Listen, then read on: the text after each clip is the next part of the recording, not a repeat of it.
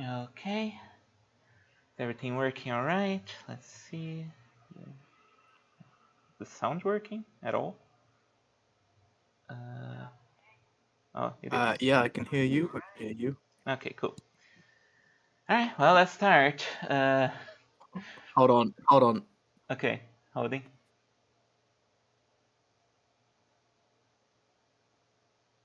Okay, Okay. yeah, cool. We both sound good. The audio's good. Alright, good. Let's start Obviously, there's a then. bit of delay, so Yeah, seems to be a lot more delay than Twitch. Well, that's fine. Let's start. Hooch, my lovelies, I guess. What is the Freaks of Narrative uh, introduction? hmm, I hello, we're the hmm. Freaks of Okay, Narrative, and here we're the freaks, and you're the narrative. free. Oh, that's good. I need to get your Fugi I here. guess I guess we could make weird noises and stuff. You know, freaks. Actually, no, that's not bad. I guess we could be like Wee. it's like a freak show. It's like a freak show. So it's like, um, yeah, it's like, ladies and gentlemen, boys and girls, a show disgusting. Before your very eyes, you have never seen a show so disgusting. A let's play so rancid, so vile, so disturbing. It'll keep you up at night. Children look away. Wives look away. Husbands, it's okay. But everyone else, look away. Because it's the freaks of narrative. Dum bum bum. Something like that, you know. We'll Nice. work on it. We'll work on it. Um, yeah. Yeah. Kirby. Kirby. Yeah, like Kirby. it's with first time I am streaming on the YouTube, and well, we don't really have an overlay for this yet, so I'm using my own.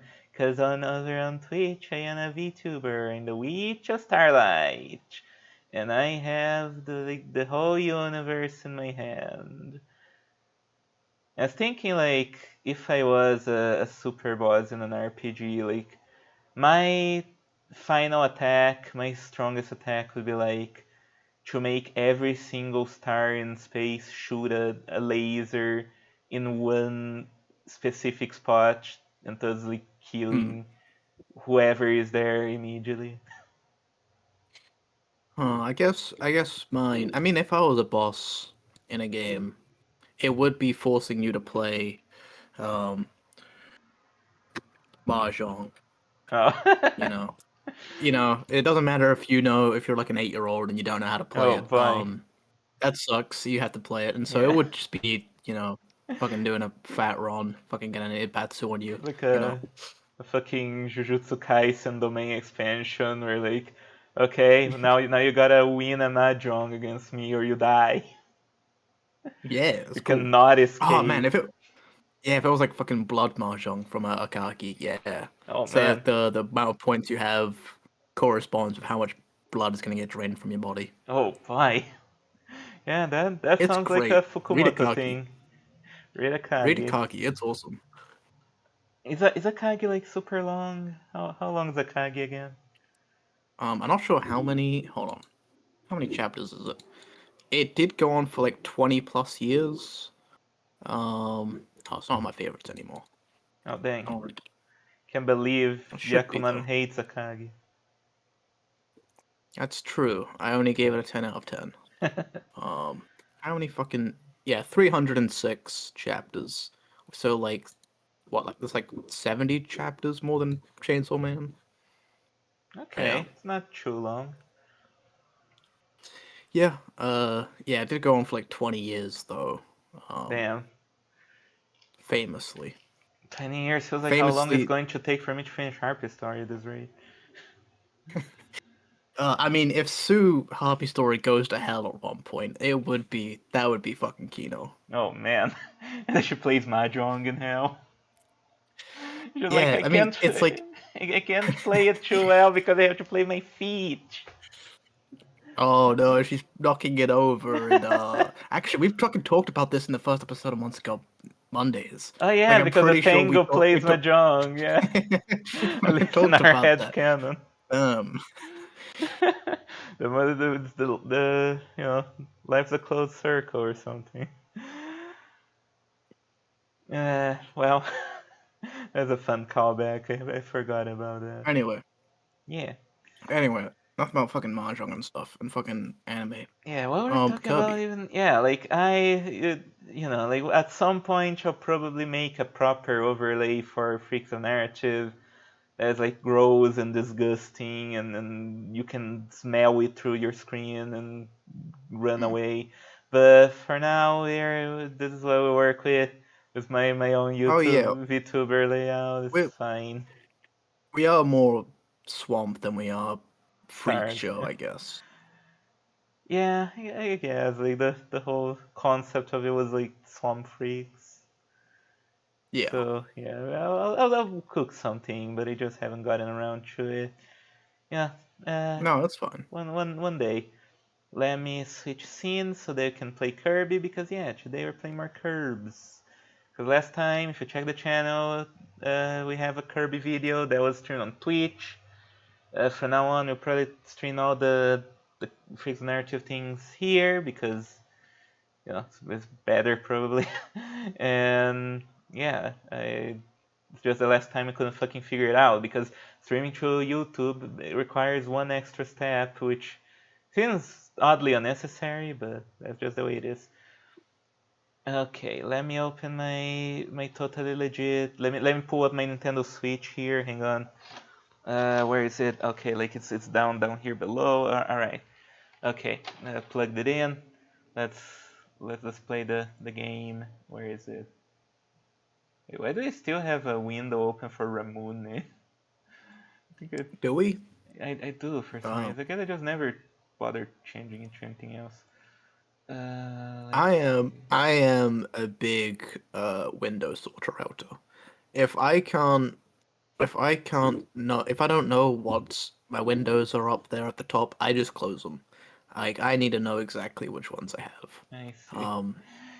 Yeah, I like to think I'm relatively organized, but it is a bit of like organized chaos in that I know where everything is, but if someone else were to come here, they'd probably be consumed.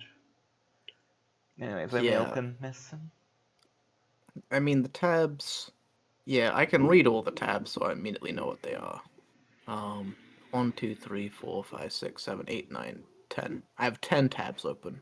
I think Okay. that's reasonable. Yeah, I that think is that's reasonable. I've seen people Yes. that have like hundreds of tabs open at any point. I'm like, how Yes. do you Yes, leave? it's literally like the smallest fraction of a centimeter, and it's like I just had like an X, and it's like how the fuck do you know what that is? Why do you? Yeah, No, it's it's bad. insane. Okay, found the thing. Where the fuck is the actual emulator? Come on. I think I need to refresh. There we go. Let me bring it up. I changed some things about the sound, so it might be a little bit.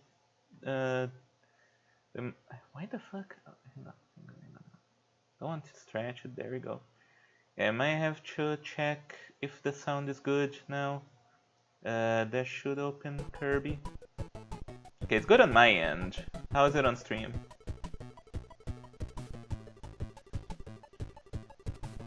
Oh, the stream hasn't. Okay, hang on. Good on my end. How is it on stream? I think it's kind of low. I mean, isn't yeah, it? you sound fun. You sound. Yeah, I think you could go up a little bit. Oh, me? Or. Yeah, you could increase your audio. Oh, my audio's already at max. I was thinking about the game. Oh, fuck.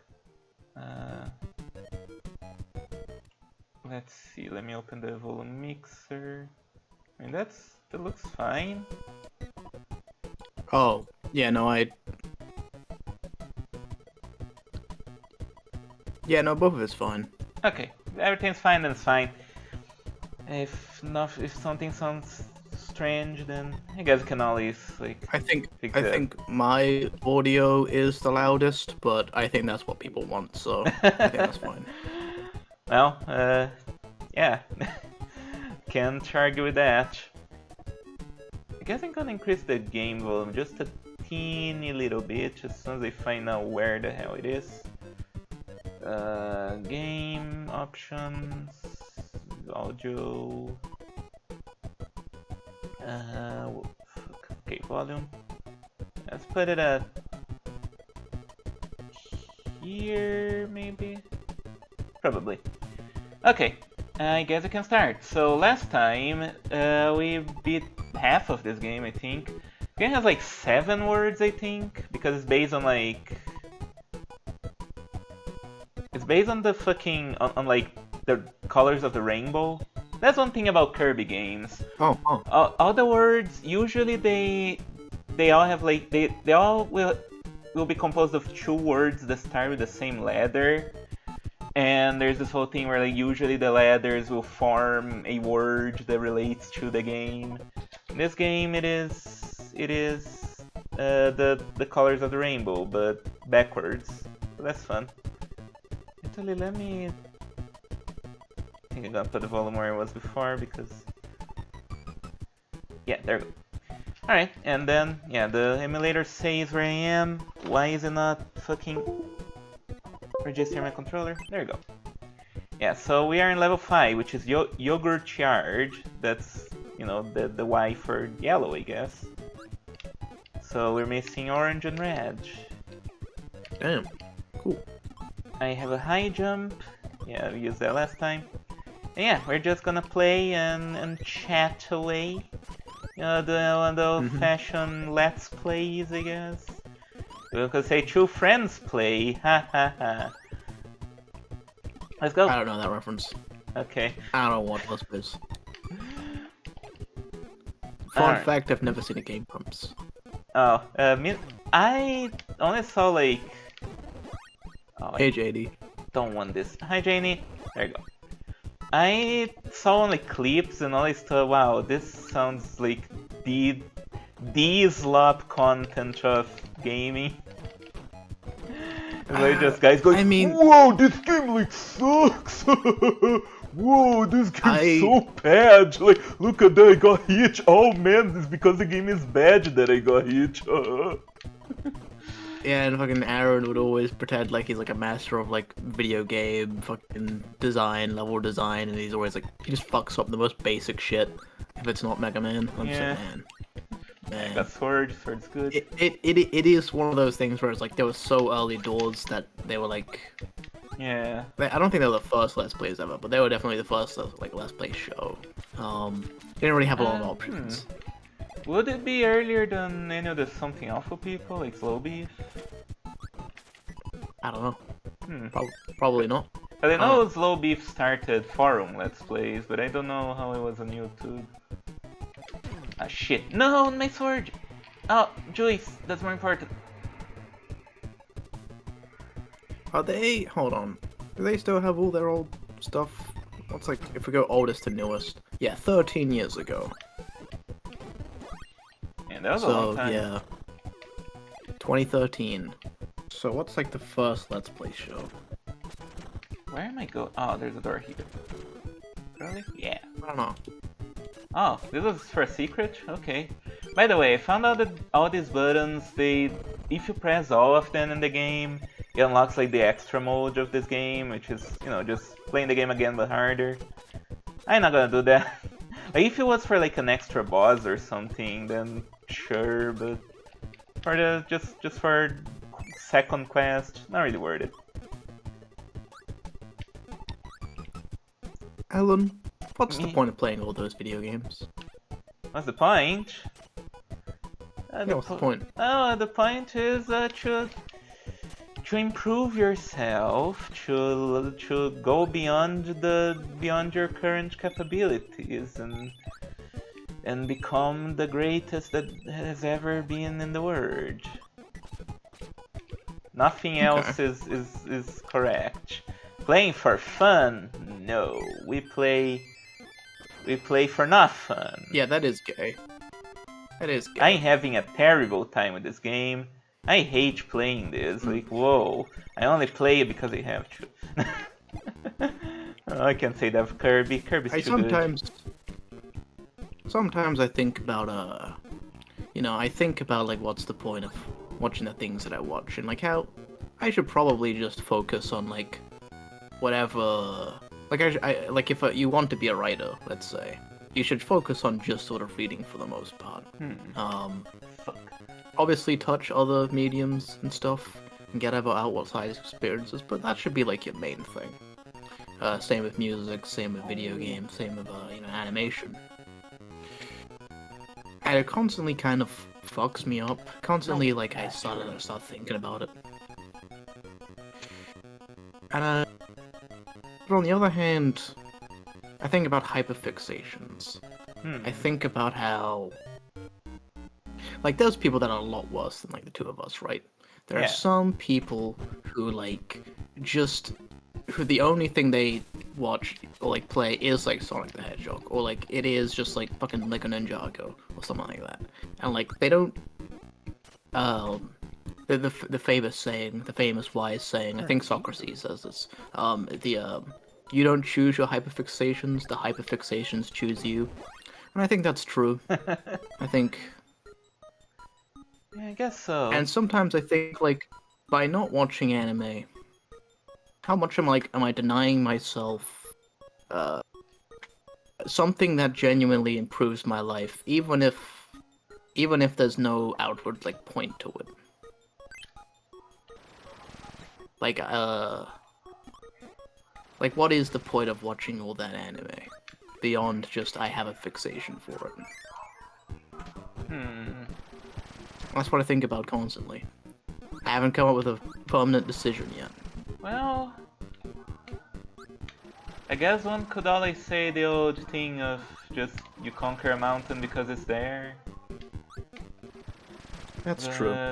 I don't know. Though I don't think some people would say that watching all of Monogatari is not that worthy a mountain to climb. I mean, in comparison. Perhaps, but like, I guess there can be a number of purposes to consuming media.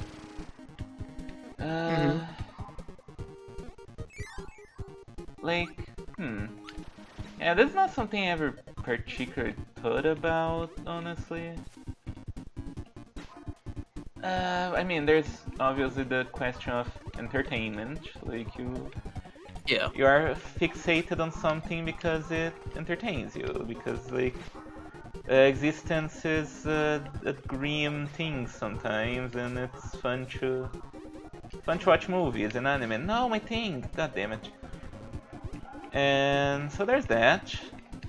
Of course, there's more to art than escapism. It's bold. Yeah. Okay. So do you think that like Harpy story, for example, do you think it would have been better if you had spent this I don't want to get too deep. We could change the subject, but let's just go. what I've been thinking about like all day. It's like, do you think that Harpy story would be better if you had spent all that time reading comics and manga as opposed to playing video games? Like, I see you've never played a video game in your entire life. Okay, so Janie brought up in chat like something interesting, like in one of those you don't have to read to be a writer people, because that is something that sometimes is a discussion on our server. You know, Amy is very like particular about like you have to read to be a writer. Like, it is ridiculous. Not I think to... you do at some point. Yeah, but like I think some of the like she shared some like tweets and stuff. And I think some people have like a misconception of what it means to make art versus consume art. Like, Amy shared some tweets of people saying legitimately dumb stuff about like, oh, like reading is a waste of time. It's not gonna help you. But then you have like on the other side some people saying equally dumb stuff like, oh, I read a lot, so of course by reading a lot I am becoming a better writer, and that is equally dumb but not true. Like if you are just like reading a lot, you're not. Yeah, go ahead. Yeah, the only thing that'll make you a better writer is writing. Yeah, I agree. Like it's I think it kind of goes for all things. Reading is definitely overrated. Reading, like literature and prose is no different from any other art form. You get all the same stories, you can get all the same things out of it. There's as much masterpieces, there's as much obscure gems. There's also as much slop and bad and terrible shit and overrated shit. Well, there's nothing you can get out of reading. You're not gonna reach enlightenment because you read Moby Dick or like a book that you bought at an airport, right? You're not gonna reach enlightenment. However, there is a skill that is learned from consuming like one piece of media enough. You will get better at sort of understanding the nuances of the art form, and like even if like you won't understand a book as well as if you start writing, there is a skill to be learned, like picking up Moby Dick. And if you have a hard time of it, that doesn't mean like Moby Dick is too smart for you. That means like you haven't trained yourself at reading. Reading is a skill in the same way that like video games or even like watching a movie is a skill. Listening to music and being able to pass its like lyrics the first time, it's like a skill to be learned. And there's a lot. There's a lot you can do and learn from reading constantly. That being said, it is not important, and you can go your entire life without ever reading a book, and you won't be automatically like dumber. Yeah, like. But on the other hand, what if the secret to writing a really good book is to read a 2,000 books? You know. Yeah, like. Versus watching 2,000 anime. By reading more, obviously, like if you want to write books, you will be familiarizing yourself more with the medium that you're doing. Like you'll find out like what the people who are already successful at it are doing, which can be important. Like, but again, it is something that you have to be paying attention to absorb, because if you're just reading it and not like trying to understand why something is good, why something is like working, if you're not trying to understand why the author did what they did, you know, like, or you're even not the going cultural and historic context. Yeah, like, you're not going to absorb anything. Like if you're just reading and be like, haha, I'm just reading for fun, you're not getting better at writing. Like saying that, oh, I read a lot, therefore I am getting better. You are not getting better at writing. You are getting better at writing the moment you study writing. And you can do that by reading. You can also do that by just writing a lot for yourself and seeing what works and what doesn't. Like there's a lot of ways to improve. And I think, yeah, like going back to your original question, I do think that if I read more comics, I could maybe have a better grasp of some of the things that people who are already accomplished with comics do. But I wouldn't really necessarily be getting better at making comics unless I actually stopped to pay attention. Like I read a lot of like One Piece. I read a number of manga. You know, I read not nearly as much as I probably should, but I've read some manga, you know, and yeah. But like I feel like because I wasn't looking at the manga in a critical way of like, oh, like if I see a great page of One Piece, I'm not gonna stop and think, why does this page work? What is the author doing here that makes this page work as well as it does to communicate this feeling to me, the reader? Usually when I read One Piece, I'm just gonna look at the page and go like, whoa, that's an awesome page, and then read the next one. Yeah. And that means I'm not really getting better at comics, so it's not necessarily about more repertoire, but also about like attitude. I definitely need a bit of a change of attitude to become a better comic artist. But at the same time, art imitates life. Just like Harpy's story, I am a very instinctive person. I feel like I very much learn by doing. And the way that I usually feel comfortable with learning is to just fail 1,000 times until I figure it out. And I will figure it out eventually, you know? But it is the much longer path to achieve that. That's basically what I think. Let's do the egg game. Let's see if this time I can actually succeed. And I think Janie's point about being a good artist is about like being a good communicator. It's like it's all ultimately part of like it's all about the emotional, like what you get out of it anyway. Yeah. There's you can make like the shittiest piece of thing in the world, and like somebody can like find it to be like if you manage to communicate something to a very specific person, which I think I want in like kind of like the long term, is that like I want people to find me entertaining as a voice and as an artist, but I also want to make something that's like yeah, keep going. I want to make something. I want to make something that would like only a small handful of people will like. Because I'm a contrarian and I hate the average person. Hipster. I hate Joe Public. Yeah, I'm a hipster. I hate Joe Public. Joe Public.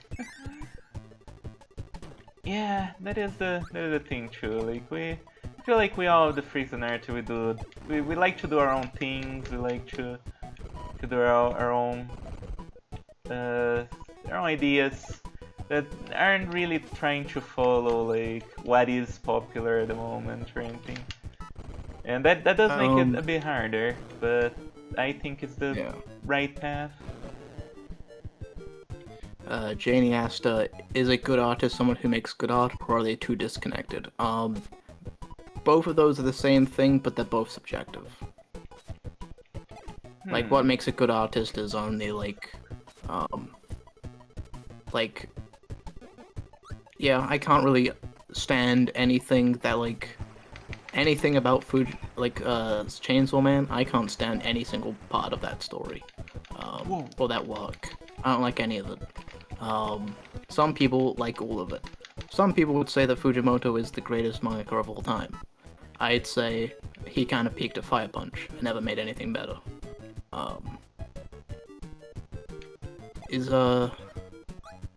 Is he a good artist for having made Fire Punch? I suppose. But again, some people also really don't like Fire Punch. That's fine. No! Help!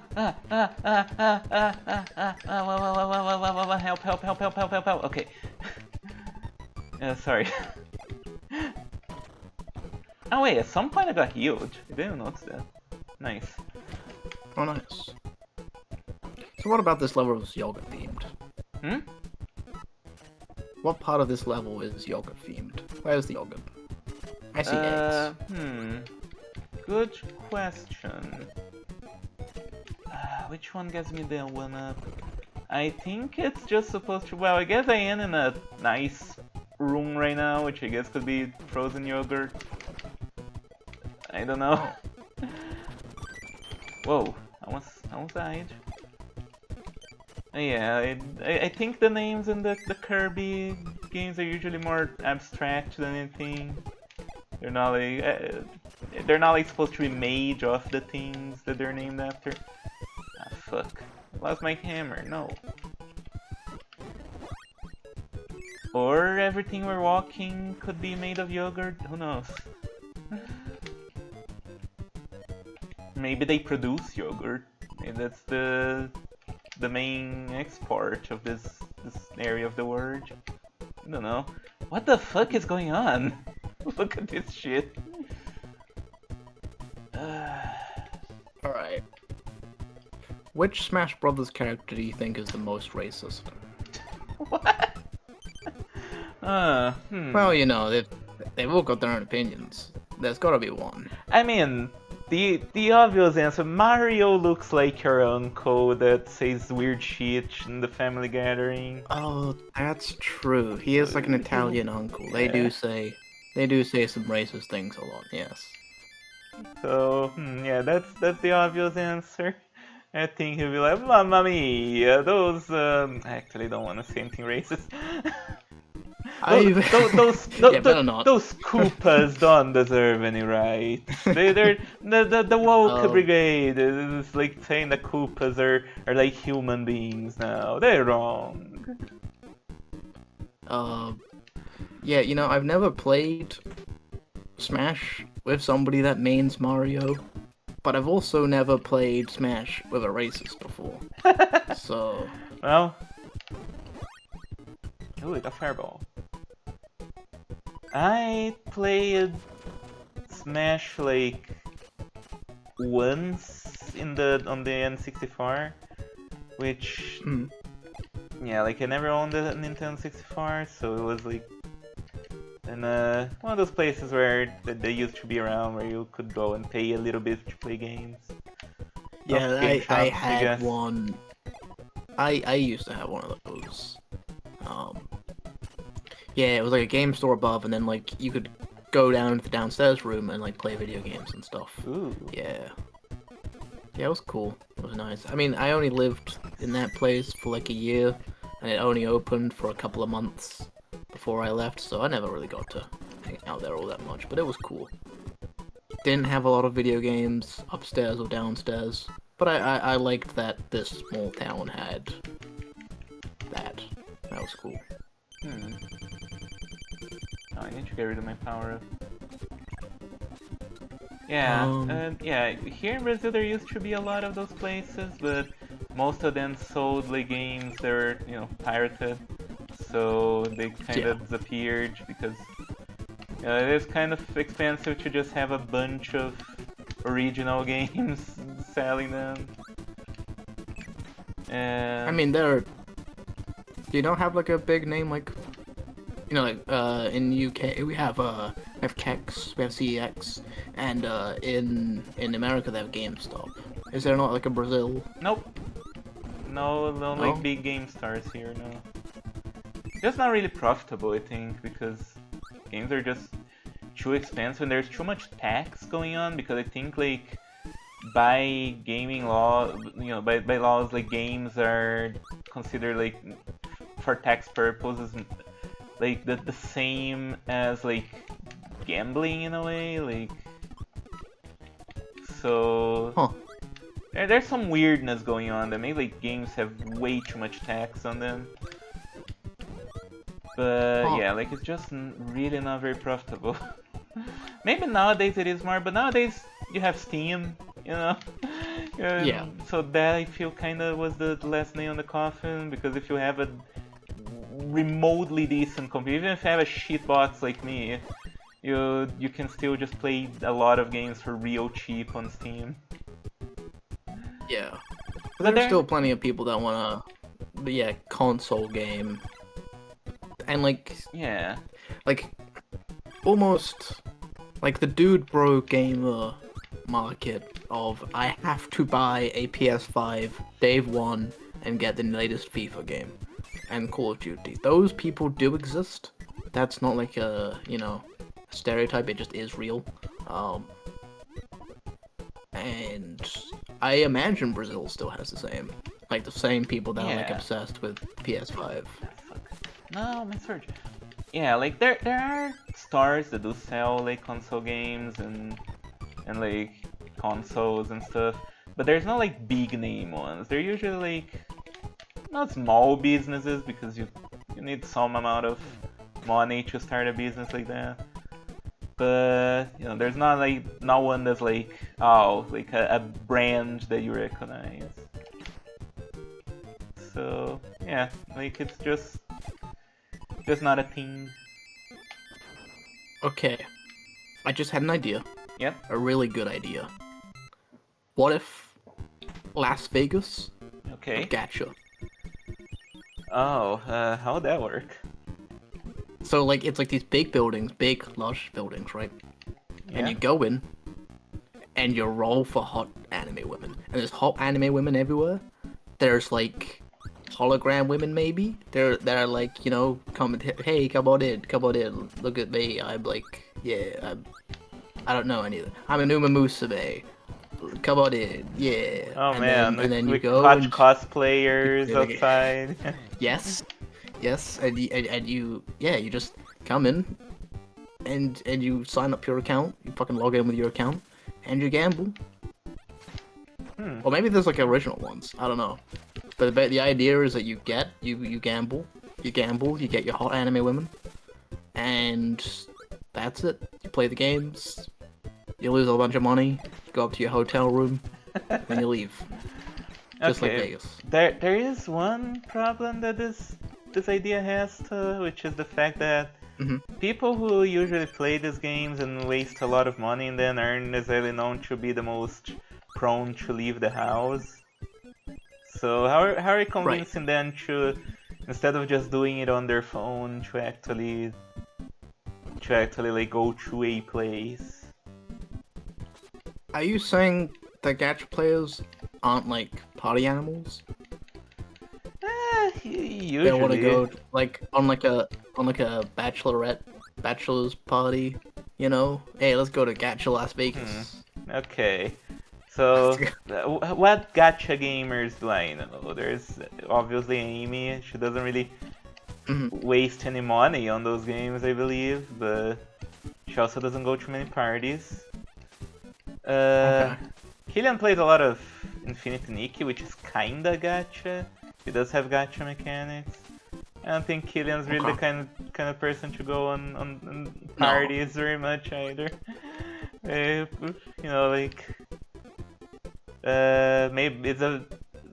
I'm trying to make a pun with party animals because like they do have a lot of animals, but maybe a party of animals.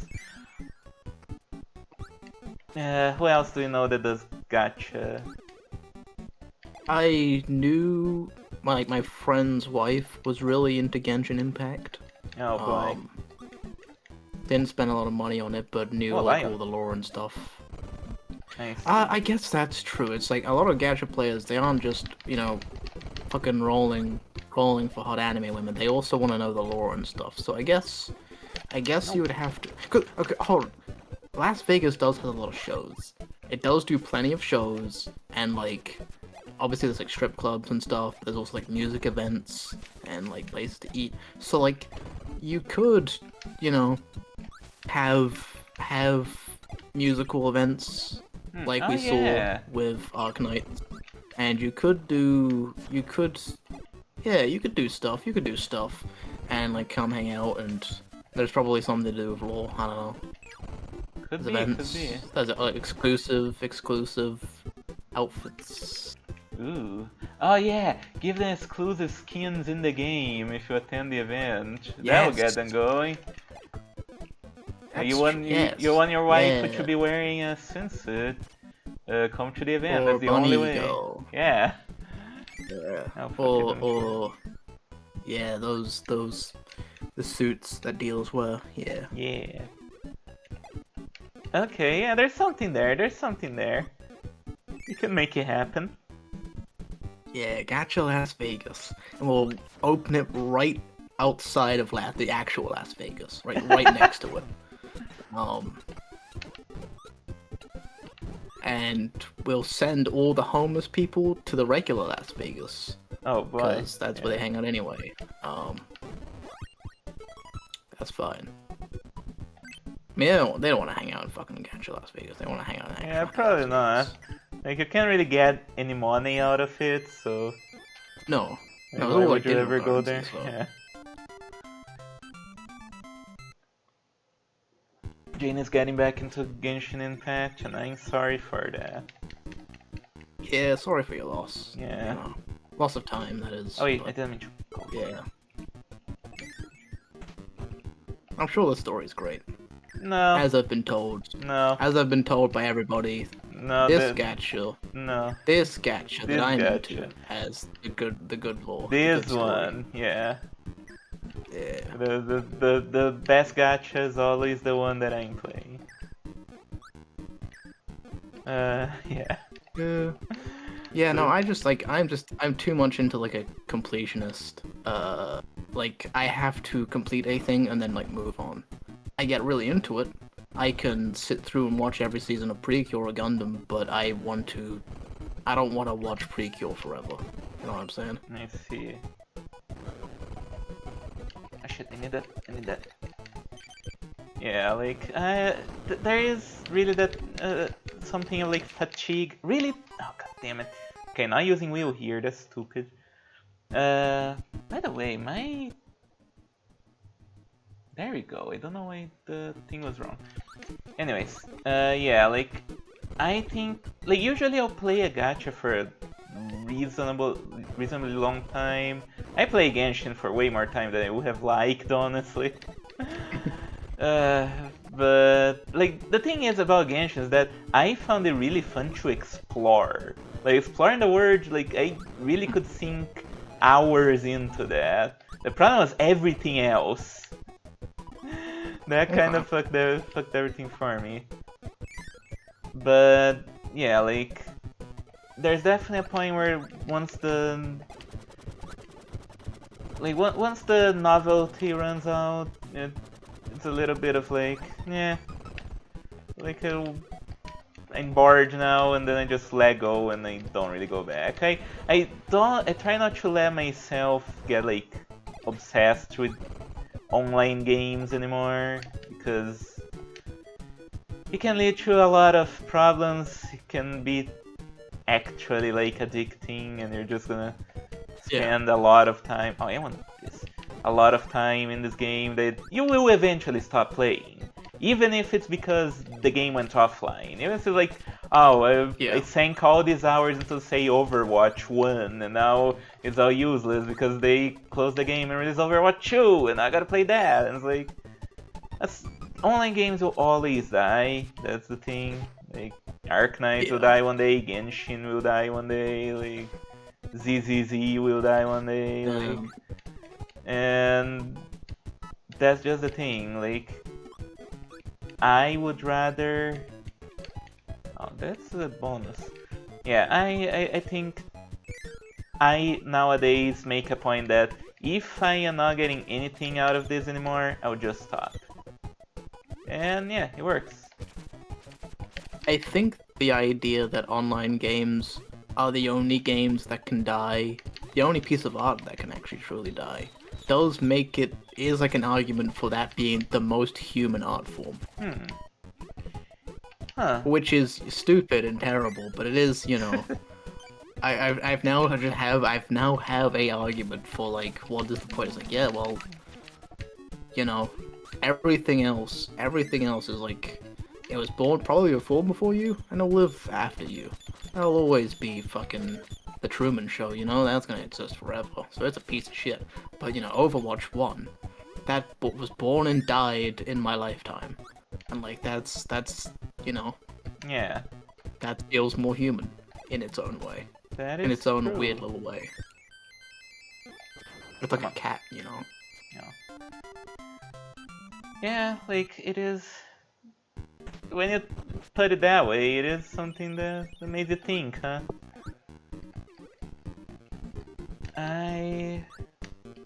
It's kind of funny too, because saying that these games are the most human art because they can die, and while a lot of those games are very soulless life service things. Where like Suicide Squad and like what's the other one? Like High Guard. Like Concord. Yeah, those are the most human pieces of art. Fucking a game I used to play on my mobile phone was The Simpsons Tapped Out, which is a game where you build your own Springfield, and that died. So I guess Simpsons Tapped Out is more human than more human than Kaiji, I don't know. More human. Oh, what's this? What the fuck is this thing? Anyway, Janie was talking about alchemy stars. Yeah. That's also, yeah. You can. They allow you to keep the game alive on your own little thing. Yeah. Yeah, there's. What's Janie saying? People keep their app when EOS came, and now they have ways to. Oh, okay, that's neat. Yeah, sometimes there is like no, blah blah blah. Okay, phew, still alive. So now this fight's gonna be a lot harder. That's fine. Yeah, there are times where like people make their own servers and stuff to keep games alive. That's always cool. I remember there was like this Sonic game. What? No! No! No! You can't do that! Motherfucking piece of shit! Wake up! Wake up! Wake up! No! I'm gonna die! I'm gonna die! Dead. Oh, that's an annoying trap. But yeah, like there was a Sonic game, Sonic Runners, I think, that died, but Oh yeah. they made a thing like a fan-made server, and I think it's still running to this day. It was a lot of fun. I remember playing for a bit, but getting bored I eventually. did play that as a bit, yeah. I played it for a little bit. Yeah. I used to take the bus to school for like a year or two, so I used to Oh. get some mobile game things, and I would. Actually, I think that might be a little bit afterwards, but I still, you know. Huh. Well, it's one of those moments where I remember that you are considerably younger than me. Baby. Yes. Actually, I think the last mobile game I ever had was, aside from Sudoku, which if I had said that, you know, that would have made me sound old, was, Yu-Gi-Oh! Duel Links. I used to play that for a good couple years. I used to follow various Yu-Gi-Oh!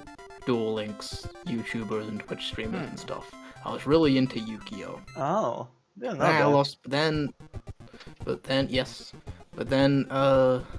I stopped hanging out with those people, and I lost my account, and now I'm just like, well, I'm never fucking going back anymore. I can't be bothered.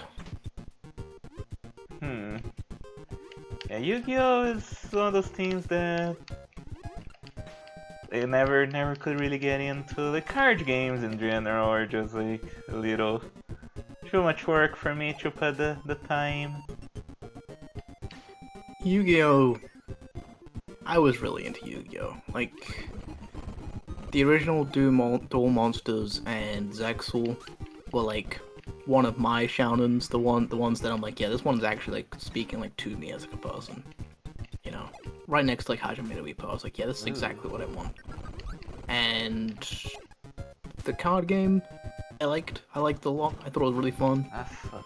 But obviously the meta of it is all of the criticisms that have been around for like the past like 10 years are very much still, you know, still valid. It's still the exact same game. Damn. The anime sucks now. The new shows suck. Meanwhile, Digimon seems to be making, and Pokemon seems to have a second wind. But Yu-Gi-Oh's now like the fucking boring baby anime. Huh. That's weird. Yeah, I don't know what is the current season of Yu-Gi-Oh! I mean, is it? Hold on, is fucking Go Rush still going? Hold on. Oh, come on. I don't want this. No. Oh, you motherfucker, you stupid piece of shit. Yeah, it ended last year, so what's the new show? Yeah, there's Yu-Gi-Oh! Go Rush went from 2022 to 2025, 150 episodes, and a 6.21.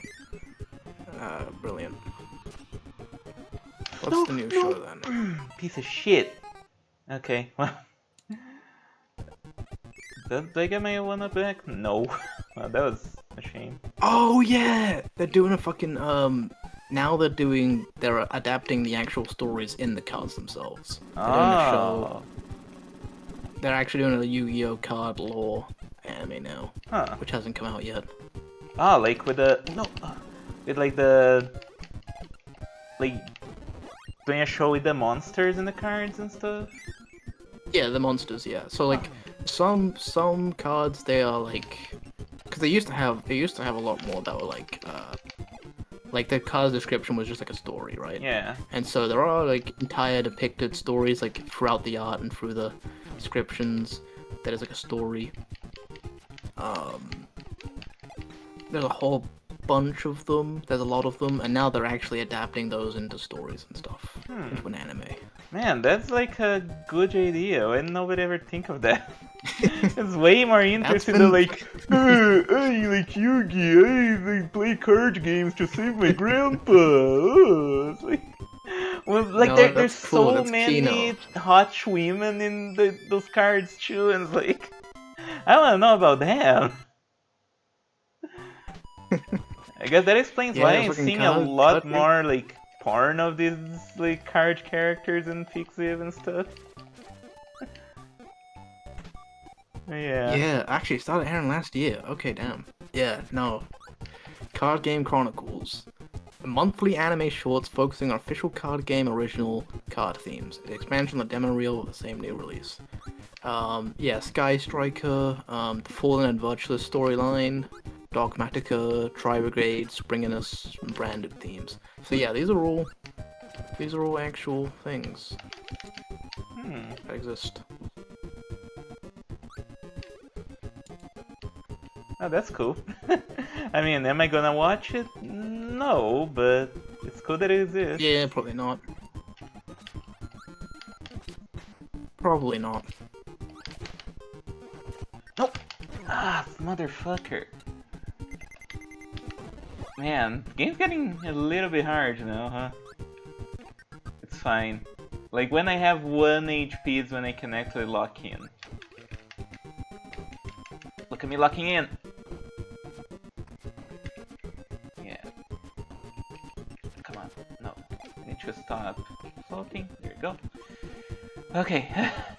Yeah, Yu-Gi-Oh! And Yu-Gi-Oh! Yu-Gi-Oh! Yu-Gi-Oh! You would like Yu-Gi-Oh! It's an anime about people that play games. You would like it. Yeah, but they're card games.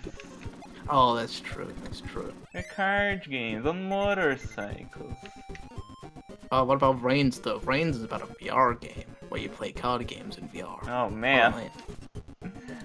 Isn't that cool? You play card games in VR instead of just playing it in real life. Yeah. Imagine, You yeah, fly like, around on like a surfboard. It's cool. oh, fuck. It's cool. Yeah, like You know, like I hackers. can do anything I want in VR. I'm going to play cards.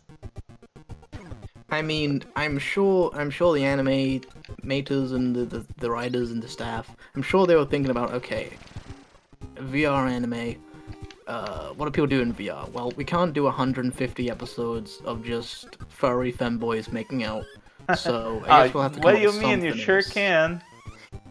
I mean, I would, but, you know. The realistic look of the metaverse.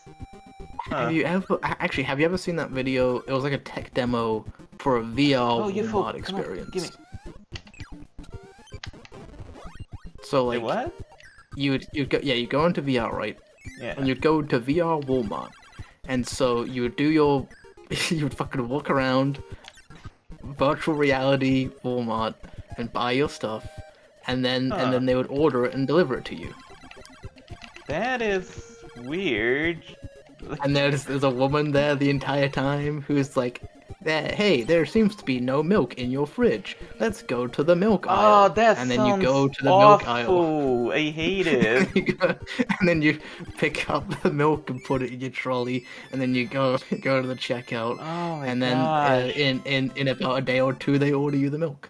The milk comes to your door. Oh yeah, that sounds It's way a more great video. way more convenient than the like Just using an Walmart. app or just going there yourself. Oh, it's a great video. It's on YouTube. It's so fucking good. Honestly, It's that's so fucking dystopian. that It's so sounds like dystopian. something that you'd see in Corrector Yui. Yeah. Yeah, we're going to the Walmart word today, where you can just order things. Just shot. And then That's cool. fucking Beagle like shows up and makes all the food start attacking people. Like, oh no, there's like a fucking milk monster. Oh no. Yeah. And then I'll put in Discord for lines. I did. Yeah, Yakuman posted Did put on in the the Discord. freak chat. I should have added everyone, I guess. I need to fucking Oh. create a bot for that stuff, but I haven't gotten around to it yet. Come on, no. That's okay.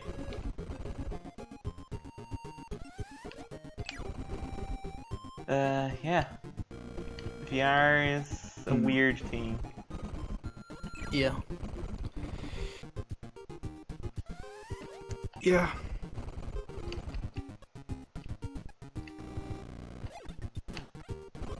What else? What else can we fucking VR. VR. Video games. Yeah. Can Kirby. can play Kirby in VR. That'd be weird. How would that work? Like you just open your mouth and enemies come like flying at you and you get their powers. Like you need to put sensors on your lips. Have you ever played the Sega Mega Collection for like the PS4? Okay, in that game, you start off and you're just like in a bedroom, and then you have like a shelf of Sega games, and you can like put it into the Sega Genesis and then play the Sega games. And I imagine that's what VR gaming is going to be like for a while. Oh yeah, so play Kirby like- while you're wearing a headset. Okay. Inside a virtual bedroom, inside your real bedroom, playing the original Kirby. That's how it's going to be. I guess that's one way of doing it. Oh, what? How'd they get that one up? No, actually, that was Kino. That fucking Mega Collection, doing it like that. Every other one is just like a fucking, it's just like an endless list of games, and they're just like, man, this feels like, shovelware. This feels like a cartridge that's like, we have 1,000 games, and it's like fucking shit. The fucking Nintendo ones are terrible. But Sega going the extra mile and giving you a little bedroom to hang out in, that's cool. That's soul. There you go. Huh, that's neat. Yeah, Sega goes the extra mile. Sega does what Nintendo don't. Exactly. Except for making a new Echo the Dolphin. They don't do that. But that I think that's Is Echo the Dolphin any good? Yes, it's the best game I've never beaten. Oh. Genuinely. It's just hard, man. It's a fucking dolphin. How the fuck do you control a dolphin? I don't know. It's difficult. But it's cool.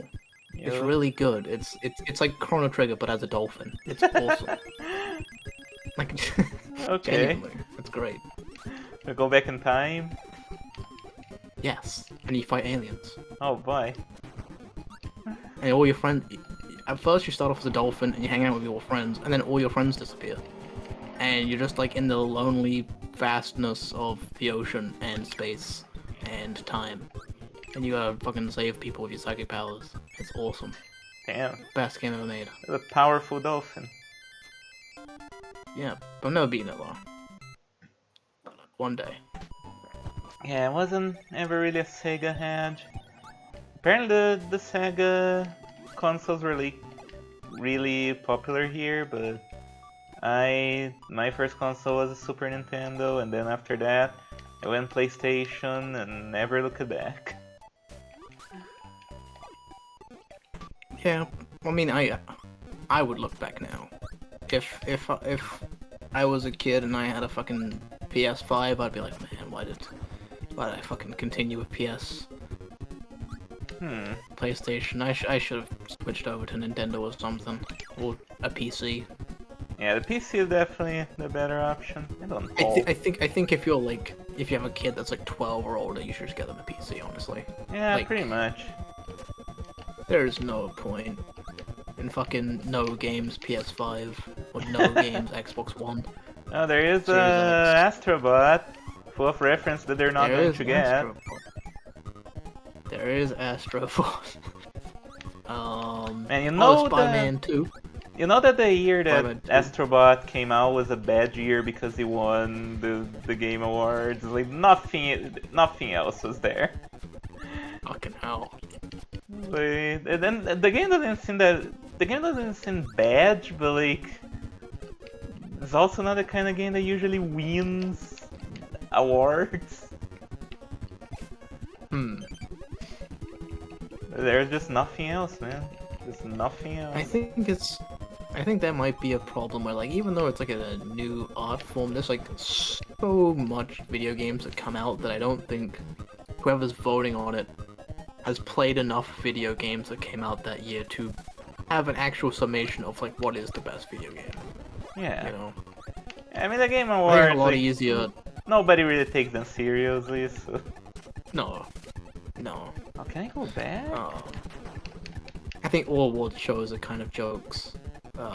Pretty Even much. Razzies, which is like, you know, for the worst movie of the year, even they are like clowned on and made fun of for being fucking like cringe and shit.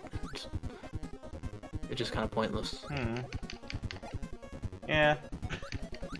Cause like, who's voting? Like, who's deciding on this? It's like stupid.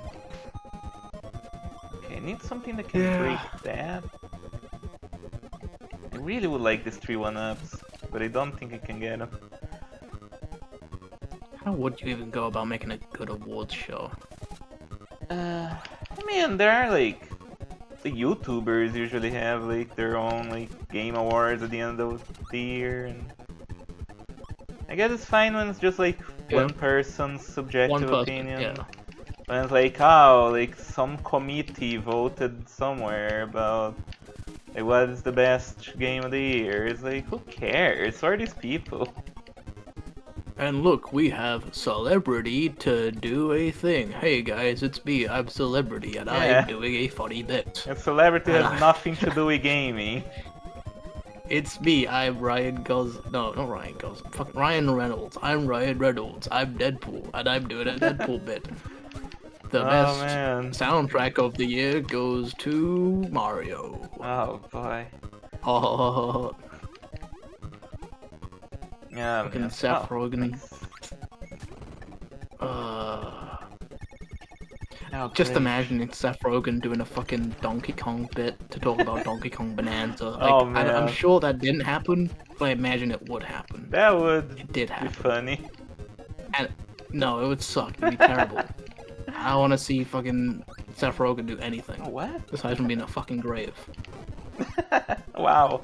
What else did he do? I'm not really aware of the controversy here. Oh, Seth Rogen, he's just like a guy. He's just like a dude. He's just like a smoke weed asshole. He's fucking, fucking played Donkey Kong in Mario movies. Oh, well then. Didn't know that. And, he did some other stuff, but nothing great.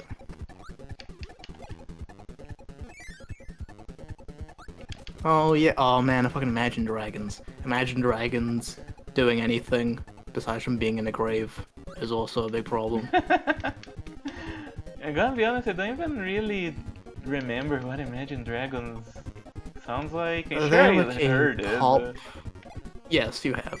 They're like a pop rock band, I guess. Oh great, the worst kind of rock. Radioactive. They did Radioactive.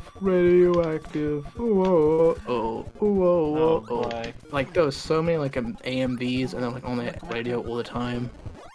Yeah. Okay. Huh. They have that song Thunder. Thunder's really fucking annoying. They have a lot of bad songs. Yeah, that doesn't sound good. Everybody whoever I've ever heard talk about it is always about like how bad it is. It's just like the most generic music It's human music. You know, fucking Rick and Morty human music, that's exactly what it is. The most it's human music. Human music, it can die. And it should. Oh, what? The Arcane Germa song. What the fuck is that? Arcane, the anime? I never really Arcane watched that. Germa. I know who Germa is, and I know who Arcane is. I know what Arcane is. Wait, is German I don't know Arcane? What the Arcane... Germa song is. Alright.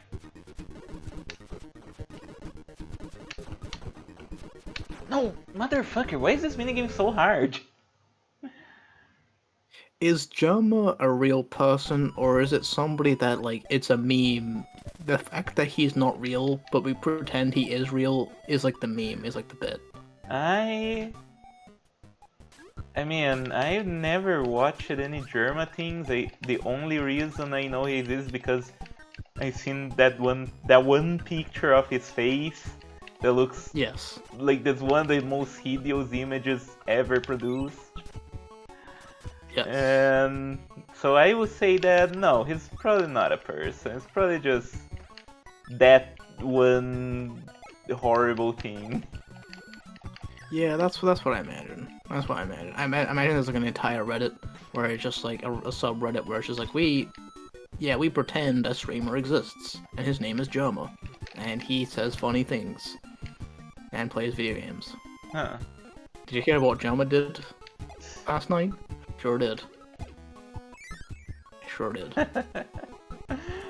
No, Reddit, you so silly. Oh, I lost my thing. Yeah, like, maybe that's the secret to success. Maybe we need to just take pictures of ourselves making the ugliest faces and people will be like, oh, well, cool, like, now here's like a billion subscribers or something. Yeah, let's do, yeah, let's make a bunch of clips and it'd be like, Ellen being a chaotic neutral for 5 minutes straight, and it's just you doing things. I think that's how you get bajillion views. Okay. What is the most chaotic neutral thing I can do? Die right now Oh, okay. in the game. Oh, okay. No, don't. I don't know anything about Java. Janie, I don't know anything about Java, genuinely.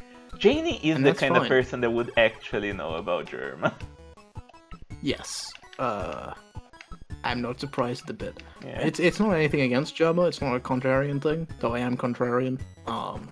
It's just I don't have time for streamers. What Such about my me? Yeah, I watch my friends. I watch you. But anyone else? No. Yeah. Never. What a waste of time. Why don't I just fucking watch a movie with a friend or something? Yeah, why don't Why don't you I just watch, play a video game on stream with a friend? Why don't I Yeah. do that instead of watching somebody I don't know play a video game on stream with no friends? Go, go, go, go, go, go, go, go, go. Man, I don't know how to get to that thing. Whatever, it doesn't matter. Yeah, like it's cool to do streams together with people. Always fun. Yes. Alright, I got one! I got number 1! Hell yeah! Motherfucker, I did it, and I got one up. Cool. And I get to clone myself and dance. Awesome. That's the happiest moment of my life.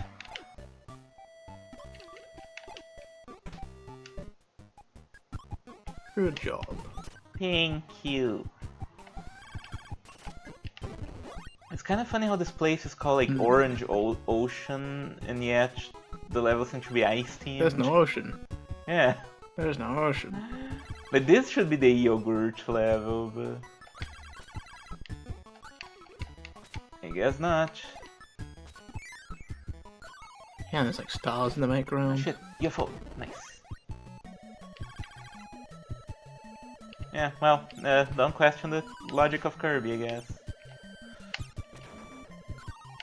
Oh no, my UFO! Come on, I need Ice levels or water levels? Ow. Which one do you prefer? I prefer water levels, honestly. I know they get a bad rap, but personally I don't really get it. I think they're fine.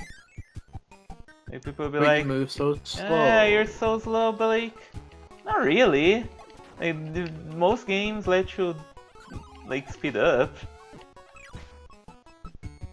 So I don't really get it. Like, but what ice levels are always a pain because you gotta fucking Like you get not to move too leap fast. all over the place and you fall in holes and stupid. Yeah, but you know, sometimes you get to like slide down a hill, and that's pretty cool. Like if you get a good momentum and you manage to, you know, navigate through it, it's pretty cool. It's pretty fun. I guess it depends on the game. But most times games aren't very good at doing ice levels. I find that water levels are more commonly good than ice ones.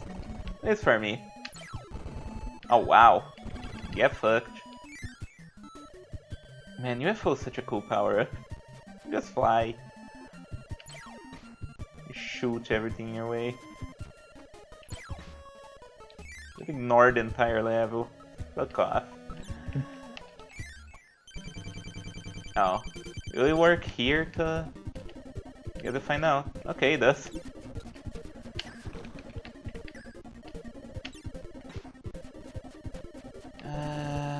Doo-doo-doo-doo.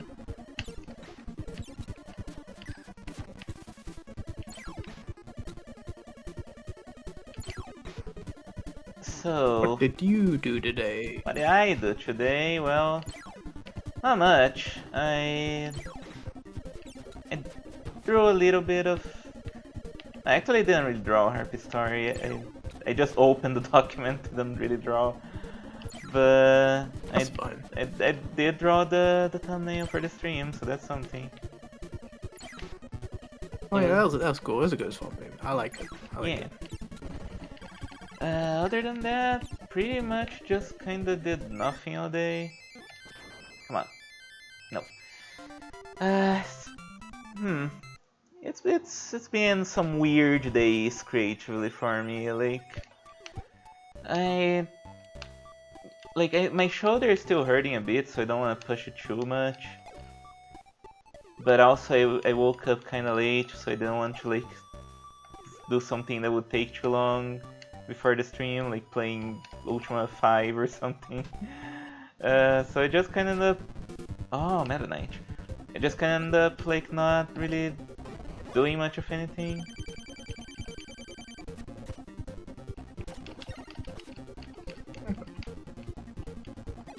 What about you? What have you been up to? I did some writing of Cool. some stuff, and I sat around and oh, I got like a 2-foot tall Moomin plush. That's Oh pretty yeah, cool. the Moomin plush arrived that Yeah, we talked about last stream. Yeah, I did buy it. It wasn't available. Turns out I was using a VPN, so I was like in France technically, so it was like you know, not available there. But in my country, it was available. Cool. So I bought one, and I'm gonna bring it around whenever I meet anybody online that knows me as fucking Yakuman. I'm gonna fucking bring it Nice. around, carry it around. You can take a picture of it. I don't know. Alright, bye do some of it. Janie. Thank you for showing up. Jenny. Yeah, like the Moomin plush is very good. You can't wait to give it a hug. It's gonna be fun. Yeah, it is remarkably soft. Nice. And like huge. Like I can't like convey it like in a picture, but it is like I just look at it and I'm just like, man. a it's picture of fucking yourself hugging massive. Why did I it. buy that thing? Maybe. What the fuck is it actually? Oh man, this is a hard fight. Okay, come on. Ah man. Okay, gotta need to figure out how to No, I beat this see. motherfucker.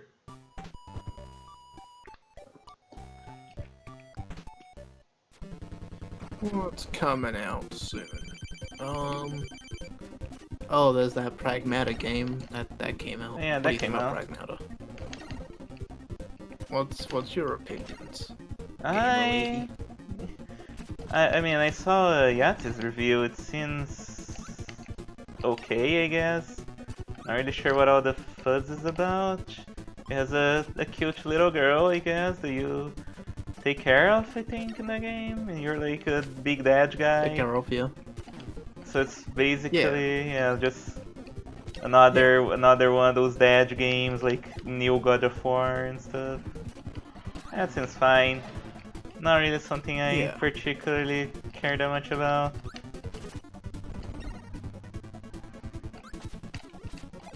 You know, not that I It's made by haven't been. Kojima. Don't you love Oh, is it? Kojima? I didn't know it was made by Kojima. Is it? Yeah, Well, pretty sure. that makes Yeah. it even worse. There What you do you go. have Get against?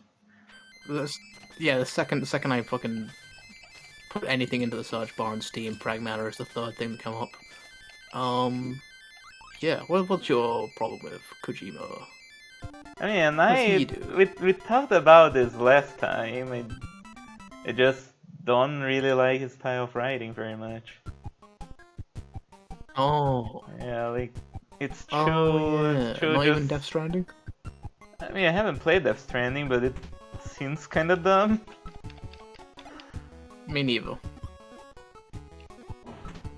What about the part where the woman says she's Princess Peach? What about that? What? Isn't that cool? That doesn't happen. What about the part where the guy drinks the monster? Isn't Oh, that that really does cool? happen. Yeah, no, in Death Stranding, yeah, you can you can drink monsters. OG Monster Yeah. Energy drink, man. It's cool. Yeah, that is cool. good Apparently, game. the second game they Haven't didn't played it. renew the deal, so instead you just drink generic beverage. That's a shame. Oh, that sucks. Yeah. How do I get this guy? I wanna get sleep so I can heal up. You think sleep heals you? It should. Ah man. There you go. Yeah, the whole game is that you're a guy and you have an android daughter and you've got to get to Earth somehow. And there's a rogue AI, kind of like 2001: A Space Oh Odyssey. man, our favorite movie. And that's the game. Seems. I mean, the movie has Yeah, it's good. It's a good movie. at least gained a better reputation for us by comparison. Because last time we watched it, there were Yeah, much after worse Sunrise. version of that. Yeah, which I fucking found the original quote, and the reason Tarkovsky made it was because 2001: A Space Odyssey didn't have enough emotional depth. Wow. And that Emotional did? depth was Oh the yeah, problem. no. Solaris really had So a that's why he lot made of Solaris. emotional depth. Oh. I like the part where the dude is walking and the camera just looks at him walking and then he looks at a guy and then he talks to the guy about the things that they're things.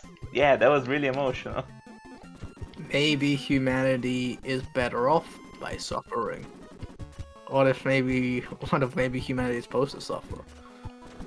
And that's the philosophy. How they get to that in that story? Like nothing happens. It's like, okay, so guy gets alien wife who looks like his old wife, and Yes. for some reason that I didn't really follow because I didn't fucking care, she dies. And then you're just like, well, I guess we're No, supposed to okay, so suffer. the wife is already dead. The alien planet, ocean planet, saw inside his brain and was like, well, you're grieving for your wife, so I'm gonna be your wife in order to connect with you, human being. And he knows his wife is dead, but he's like, oh man, I really want my wife back. And so he starts losing his mind. Huh. Okay. So he can't decide between living a normal world or being with his dead wife. And that's the whole thing. That's the whole movie. That movie's That's fucking the stupid. start, beginning, middle, and end of the main character's problems. It's just his dead wife. And ultimately he ends up not with a wife and also not on Earth. Yeah. Yeah. Yeah, he just he goes to the fucking planet. You get to it, be with the humanity planet. is meant to suffer. Yeah, we'll always be alone and not understand one another. Yeah. It's themes. It's got Yes, it's it's themes you wouldn't understand.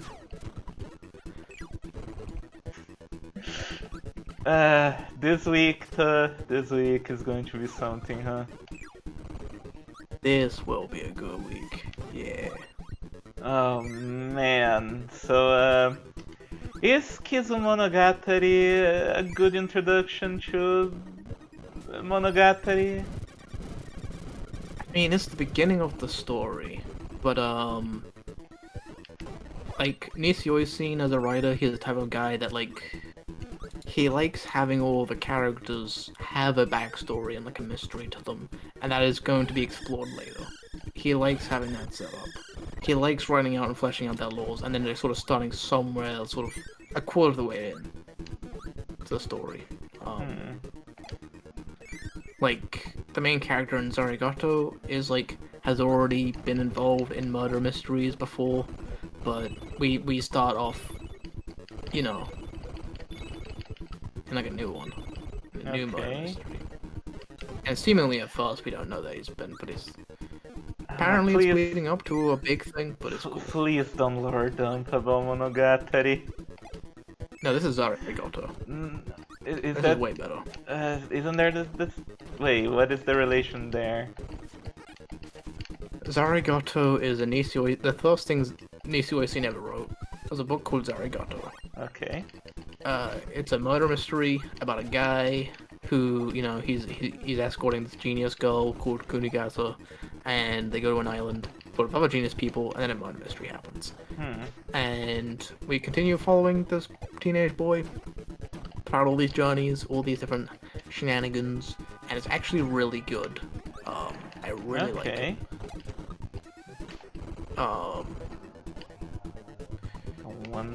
And then yeah, you know. Then there's Monogatari, which he made later. Oh boy. I will talk more about Zarigato at some point, but I'll need to read all the books first. I think I'm on book 5 right now. Of 9. That's so many. And how does people write so much? I don't know. I mean, he's a light novel author, so it's not that hard. I guess. No, it's very difficult, actually. 300 pages is a lot. Don't ever let anyone tell you that, like, writing 300 pages is easy. It's not. Well, I guess some people just write and don't really think too much about it. That's kind of my problem. I guess I think too much about it, and so I end up not writing anything.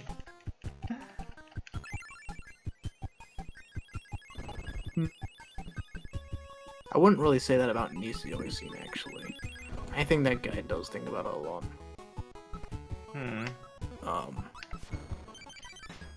Or rather, he always has sort of the meta-textual idea of what he's going for, and sort of lets things unravel from there.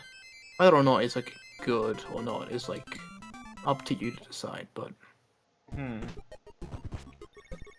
he knows a lot about samurai movies, and so made a samurai story, and oh man, have you watched the Stinky Samurai? Samurai stories. He probably has seen Sticky Samurai, actually. That one was good. That was a good movie. I hope we never refer to it by its correct name, so that anybody who looks this up in the future will have to look up on Google, like, won't be able to find the Stinky Samurai. Stinky Samurai. They're like, what the fuck is this movie if talking about? if you try to find like good modern samurai stories, you'll find it on Google. But yeah, but you're not gonna know it's the one we're talking about. Yeah. You have to watch the movie to figure it out. Yeah, and also make understand why we call it.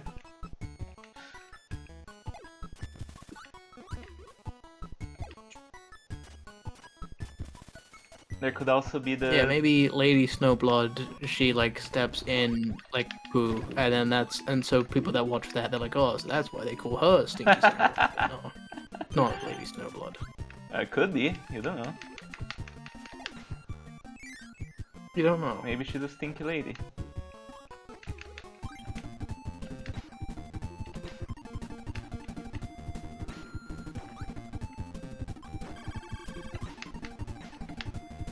man. Oh boy. Yeah, my invincibility ran out. I'm not fucking running through this ice area.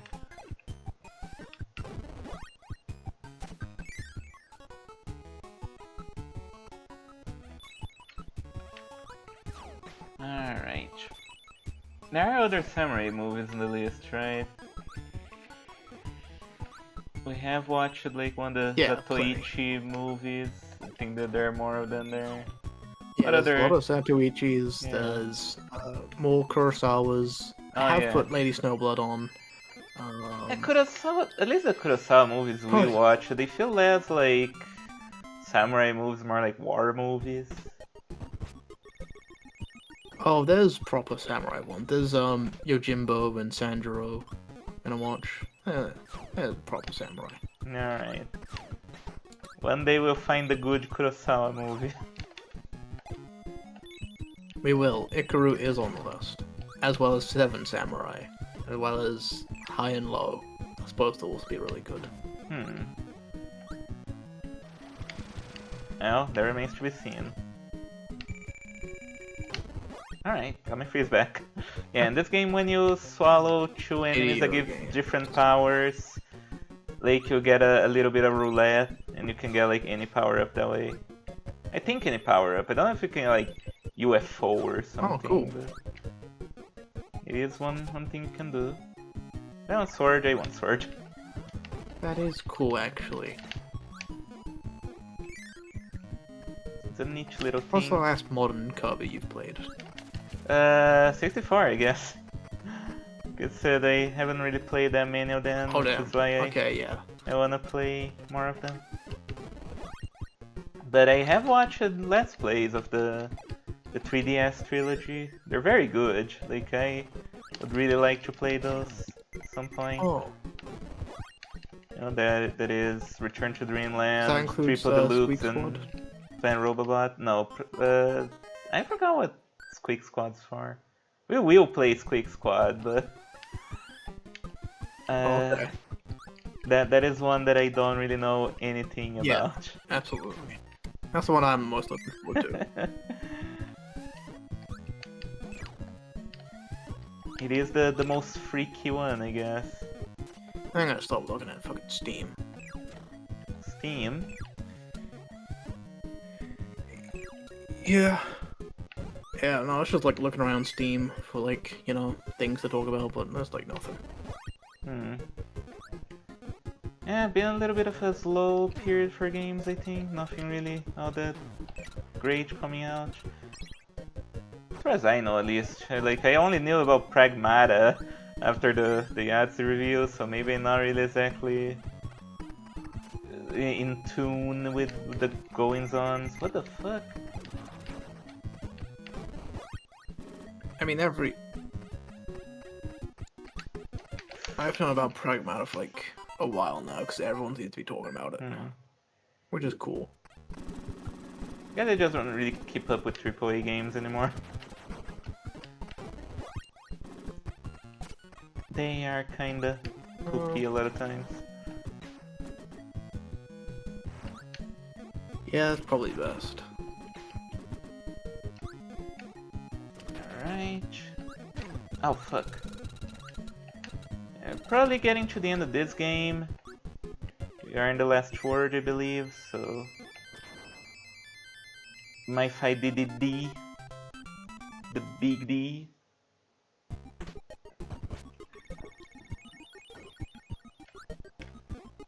Yeah, hopefully I'm gonna have enough lives. I don't know what a game over entails.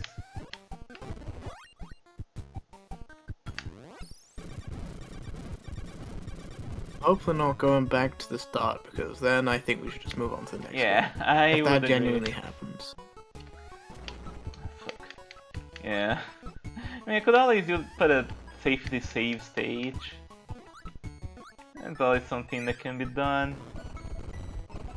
Some people may be like, oh, but use a save stage. And I'm like, well, I have to do what's best for the stream. I guess, yeah. It's funnier if you just give up. Yeah, that's also true. I get wheel. I will say this game does get a little bit samey the further you go. Samey? Yeah, it feels like. Yeah, it seems like it. It doesn't seem like there's all that much. Yeah, it feels like. No, don't fall in the fucking hole.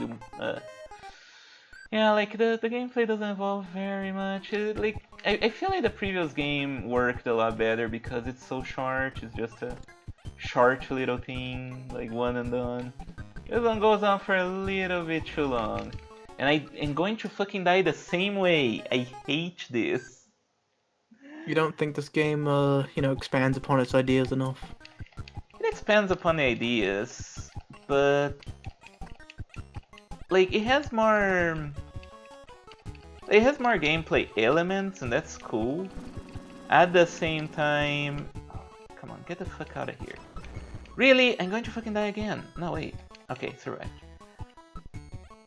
I think I'm just gonna stay low. But at the same time, the level design doesn't really lend itself too well to this kind of gameplay. Cause yeah, like Kirby is very powerful. He can just float over everything, so you kinda gotta take that into account. And I feel like this game doesn't particularly do it too well. Makes for a game that's a little bit boring to play, I guess. Like not always, Okay. but definitely here at the end, it's like, what am I doing here? You know, just nothing particularly that interesting. That does seem to be, like, I'm sure you can. I think like the truly great Kirby games is going to be like a lot of emphasis on like the creativity of like what you're doing as opposed to like the inherent like difficulty of it, because Kirby will always be like one of the easiest platformers you can pick up and get into. Yeah. It's kind of like the identity of its thing, and that's good. That's fine. But I do think the best Kirby game ever is going to be something that like, it's just like every level is going to be like, well, holy shit, there's this adorable thing you can do, and like there's this cool, neat fucking Oh yeah. combine powers and fight a robot, and like that's awesome. Oh hey, As look. opposed to just Game Boy Land now. oh, nice. As opposed to just going through Mario-esque levels, but you can barely die. Yeah, this is the second Kirby game, so they definitely haven't figured out the identity of the series yet. Like, I feel that as the series goes, it leans a lot more on the nature of it being an easy game. It's not that worried about like challenge. Yeah. And I think it works a lot better that way, both from a... I lost my thing.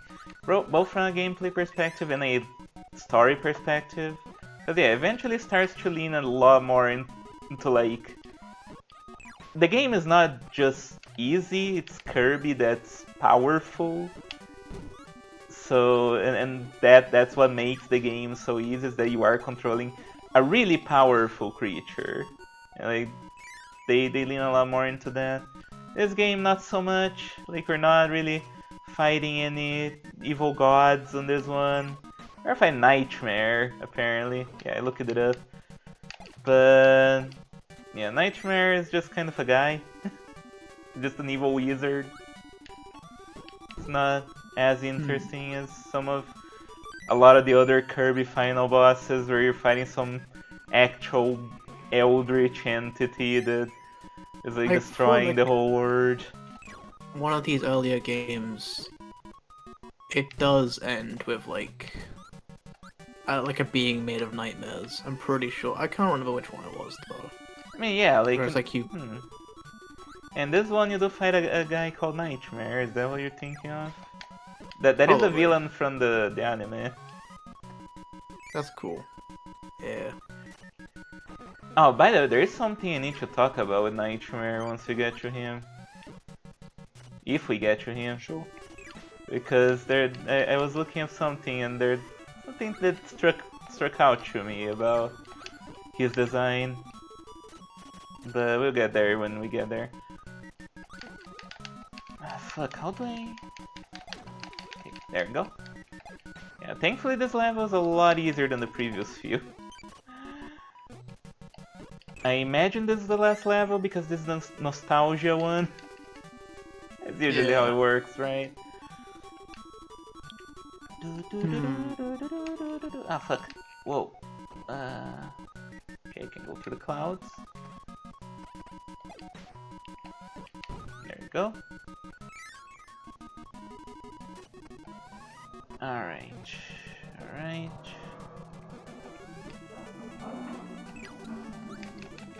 How you doing? You awake? I'm good. I'm awake. Alright. I'm thinking, looking around the internet for like conversations. Yeah. That's fine. Just Gatekeeping. gatekeeping. Do you gatekeep any series in particular? Is there something, or do you not care? Do you think the normies should have whatever art they like? You know, they should make a meme out of everything. There you go, went to the moon. Cool. Gatekeeping. Personally, I don't really do it. Like, to me, it's fine. It's like, doesn't really bother me how other people consume art. There are some things that may annoy me about the way that people consume art, you know.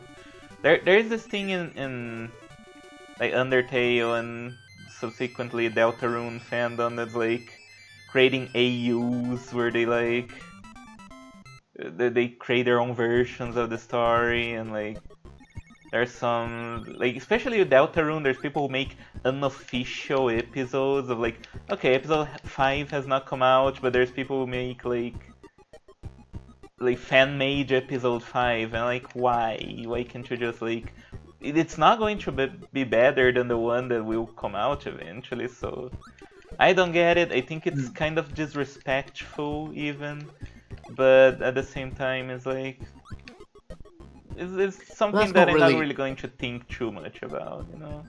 That's not really like a, you know, like a normie thing though. That's like somebody that's just like really into it, like fixated on it.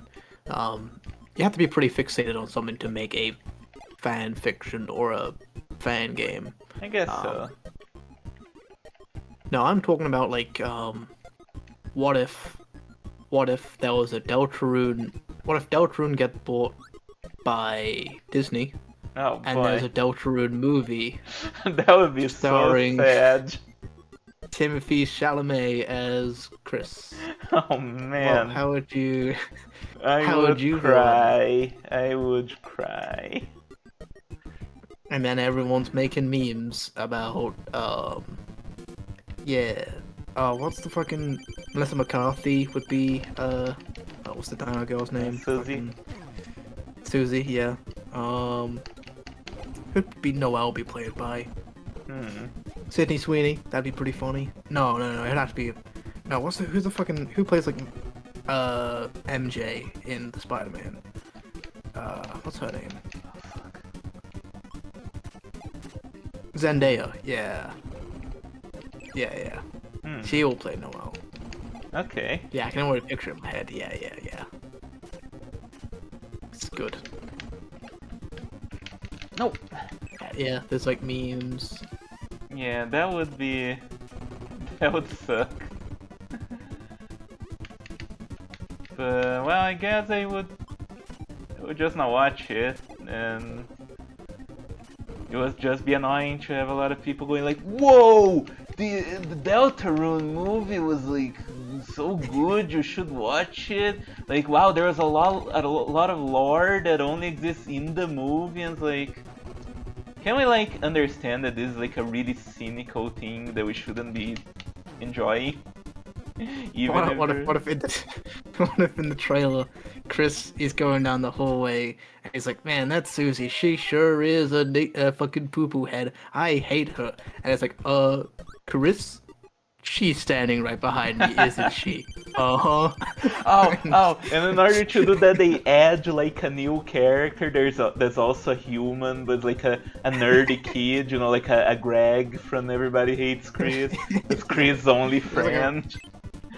Oh, fucking! Actually, they did that in Spider-Man. Yeah, there's like a really fat Asian kid. Yeah. Yeah, even though there are other characters in Deltarune, they just add this new guy.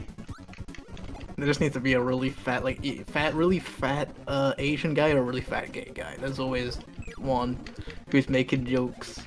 I mean, a Who's fat gay who's like guy does seem like something that would be in Undertale or Deltarune. yeah. Okay, it's actually really easy to dodge this attack. Just need to not panic.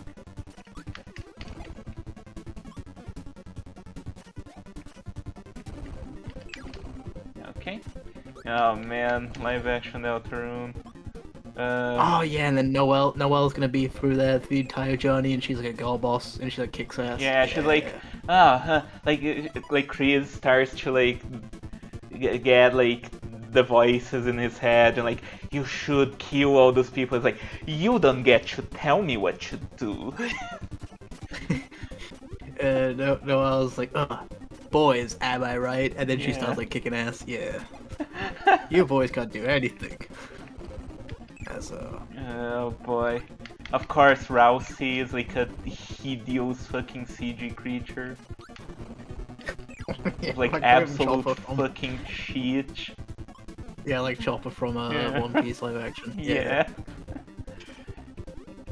Oh man, like that would be really fun. Of course, Chris, instead of being like a troubled protagonist, just a normal guy. Not even non-binary Yeah. anymore, just a normal guy. Just like, oh man, Played like, by Chris Pratt, yeah, obviously. of course.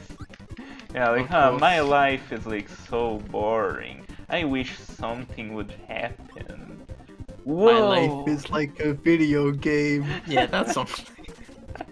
Oh man, when is fucking that game? What is that song gonna fucking make a comeback? Which fucking- song?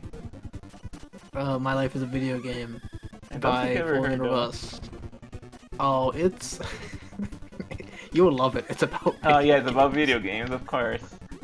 Gonna be my favorite song. Hold on, let me look at this fucking song. Falling in Reverse is kind of a fucking lolcow of a rock group, but Okay. this is this Kino. This is pure Kino in the highest form. Yeah. Oh boy, can't wait. Seems like every time every time I stream together, there is like homework of songs that I gotta listen to. Yeah, I listen to music pretty much like every day, constantly. There you go. Phew. It's probably the second medium after anime at this point. I am just non-stop listening to music. I That's like neat. it. I like music. It's a good art form. Yeah, you're ever thought about making content about music?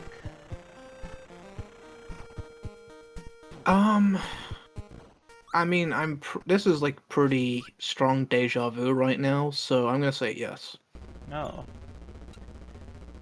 I mean, I don't know anybody that likes music. Actually, no, never mind. I will probably talk about music. If I can find people to talk about music with, I'll talk about fucking Right. music. But Alright, time for the final boss. And oh yeah, no, okay, yeah, no, I have seen this game. I've seen this before, yeah. yeah, I remember this one happening. tradition of Kirby games is to make the final boss be like a shmup section. Not always, but it's common. So this is more my wheelhouse. Ow, I say getting Yeah, hit. this is pretty much Toho. This is pretty Yeah, much Toho. it's pretty much Toho. Toho should just be about funny little guys as opposed to girls. Oh, better. Yeah, imagine Toho with guys. What would it be like? I mean, Definitely. it's the same thing. Like the exact same thing, just like the exact opposite fan base. Oh yeah, like it would be all like yaoi fangirls instead of fail lesbians. Yes. That's basically Kingdom Hearts. Yeah, pretty much. I might die here. Yeah, I was talking about funny little guys. I was talking about like, what if they were all like 1 foot, 2 foot tall, like little monster dudes Okay. with like, yeah, which is basically Kirby. Yeah, I guess Kirby is kind I of guess- Toho with little guys. Maybe there should be a chart. There should be a chart with like, okay, so this is Toho, maximum Oh, man. maximum cute girl lesbian, and then just kind of something like that. I don't know. I don't know how I don't know what type of Okay, chart like it would be, but I can start Toho imagine it. and Kirby in the spectrum. And there you go. There's Nightmare. Okay, how do I? Okay, I died. That's fine.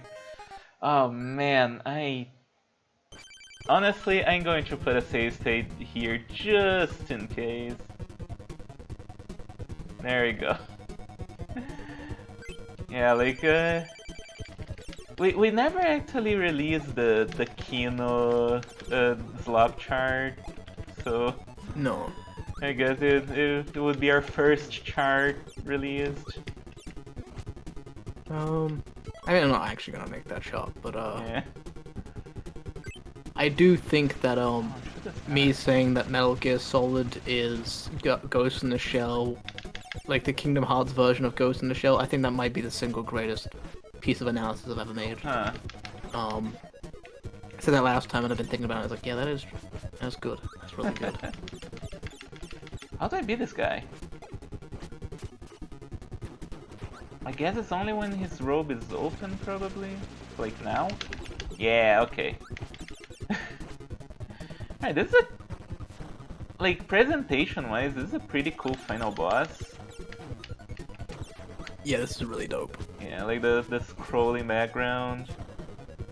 It is a bit lame how now I can't fly anymore. I'm just walking. It makes the fight a little bit less dynamic. Kirby should be on a star. He should be on a star flying Yeah. around. It wasn't a star, and then like the star got destroyed. Kind of a shame. No, turn the other way. Stupid. Ah. Okay. I mean, this is the attack that's the easiest to deal with, so guess I just wait for that. Haha. Okay, it's not too hard. Just gotta focus. Like, it's very pattern based. There we go. Yeah, I think I got this.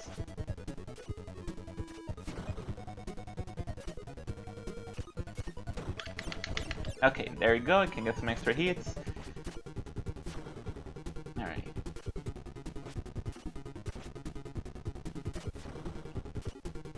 Okay, come on.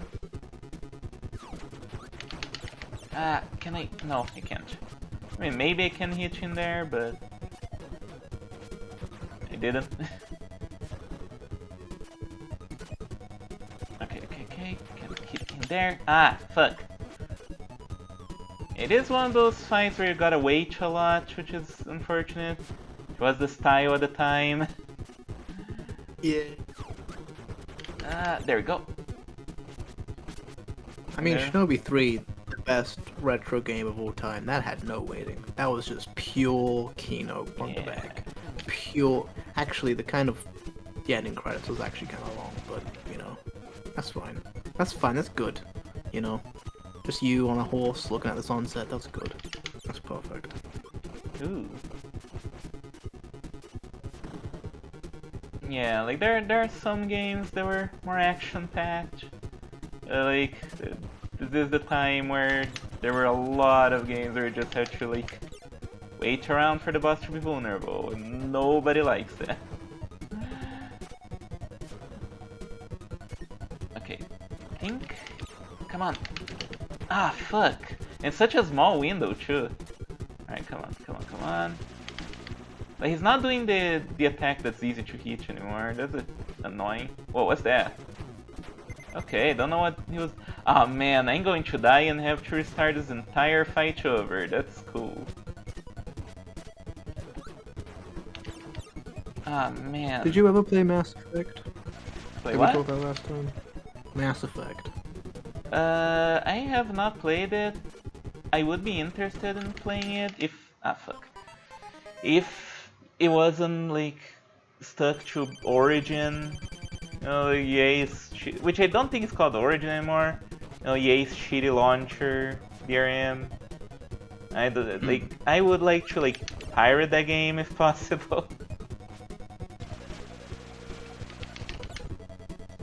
But like, it is a series that back then it didn't really interest me much because I guess just I didn't really care that much about like Western RPGs, and I see. Hmm? I see. Yeah. Yeah. Continue. And also like the more realistic graphics kind of turned me off. Like, Oh yeah. I didn't really care much for that, but you know, it is a big RPG franchise that a lot of people praise very highly, except for the third game. But And third game and the everything that came out after that. yeah, you know, I wouldn't second really be EA interested bought- in like The Andromeda. second EA bought the company, it went to shit. Yeah. Shocker. Okay, so you can get behind him and then you can get easy hits. Nice. Yeah, like I would be interested in playing those. Maybe on stream, probably not because they're kind of huge games, right? Yeah, yeah. So, but I definitely would like to at least play it in my own time, but I just don't want to fucking have to make another account for another launcher so that I can fucking play this one game and never use again. Because what other EA game do I want to play? None. And yeah, like it's not like a huge priority to, but I would like to play that at some point. Haha.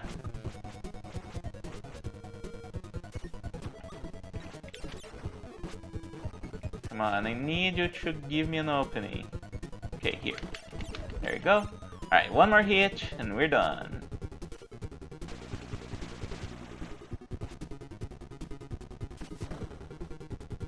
Okay, get behind.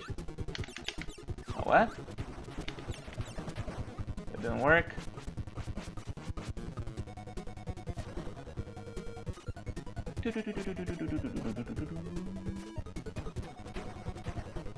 Come on. Okay. There we go. There we go. That's game, I'm pretty sure. Oh damn, that's cool. Yeah. We're just we're just at the 2 hour mark as well. That's cool. Oh man. Are you up for more? Or do you want to call it after Yeah. this one? Yeah, we can play a little bit more. Alright, because then I can start Dreamland 2. I don't know how long it is compared to Dreamland 1, but it is a Game Boy game. Kirby fought to find the Star Rod. But King Dedede did not mean any harm. Bad dreams had invaded Dreamland. A nightmare came to the Dream Spring and tried to cause pain to the people. Dedede foiled the nightmare by hiding the Star Rod from him. Dedede helped Kirby beat the nightmare. Did he? Okay. Now everyone's dreams will return. Hooray! Yay. Good night, Dreamland. To sleep well. I hope I get to sleep well tonight.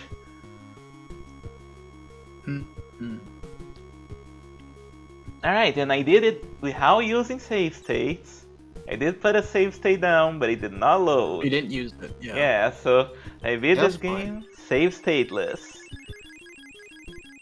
Yeah, you know, it's like having a weighted baseball bat in the game, but never using it, you know? Yeah. It's like, sure, they're still in there, but, you know, it's not actually. If you don't use it, it's not cheating. Of course.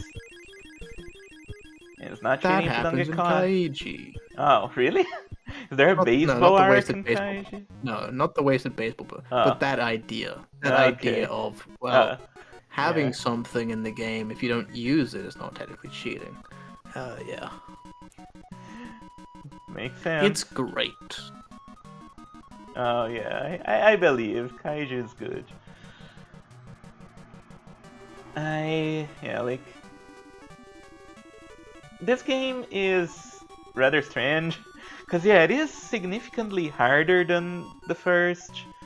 Just not necessarily a bad thing, but it does get hard in a a way that's kind of boring. It doesn't feel like it really upping the challenge necessarily. Or And having a unique challenge hmm? that like forces you to. There's not like a unique challenges either that force you to think about Yeah, the gameplay mechanics.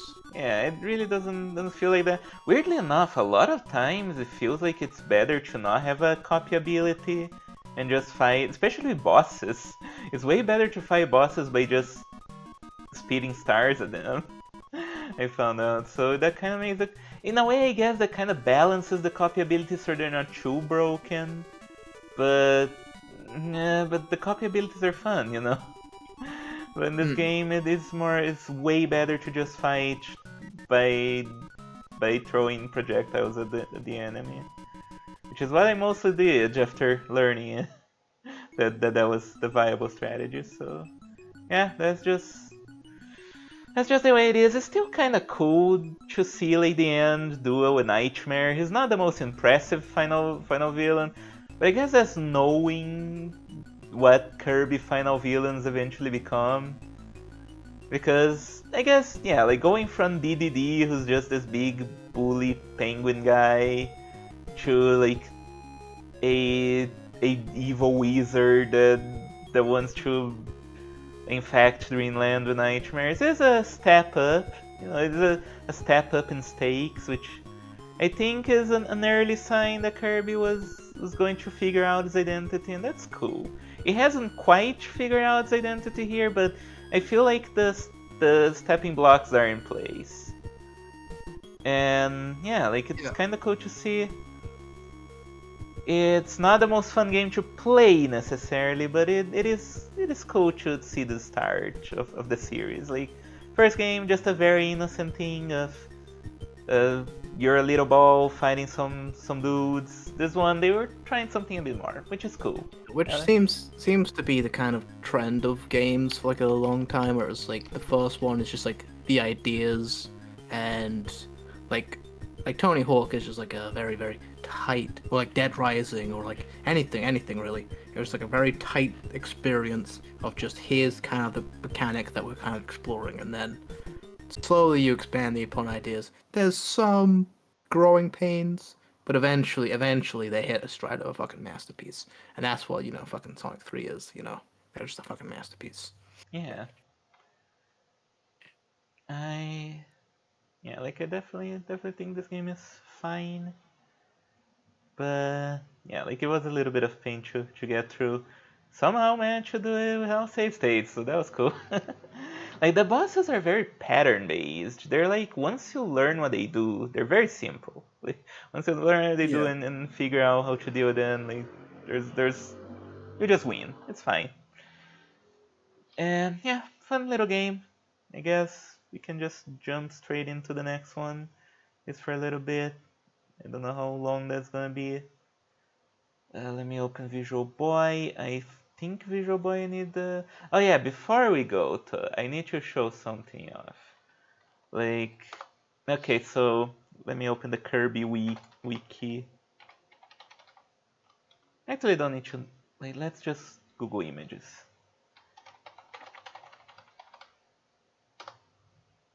Okay.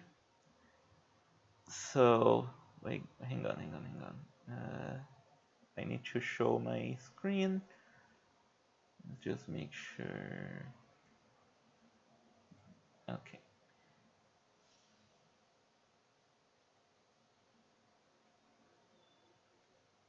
There you go. Now I do not want to show YouTube Studio. That would probably be bad. Yeah, let's look at Nightmare's art, shall we? Like, guess we can open it here. Sure. So Yeah, an old man. yeah, he's Yeah, like an old wizard big old man chin. with a cape full of stars. You know, like a being of nightmares. I guess that is something. You know, like a good way to represent that. Just an evil nightmare man wizard. Okay, like Mm. very like nothing really specifically noteworthy about it.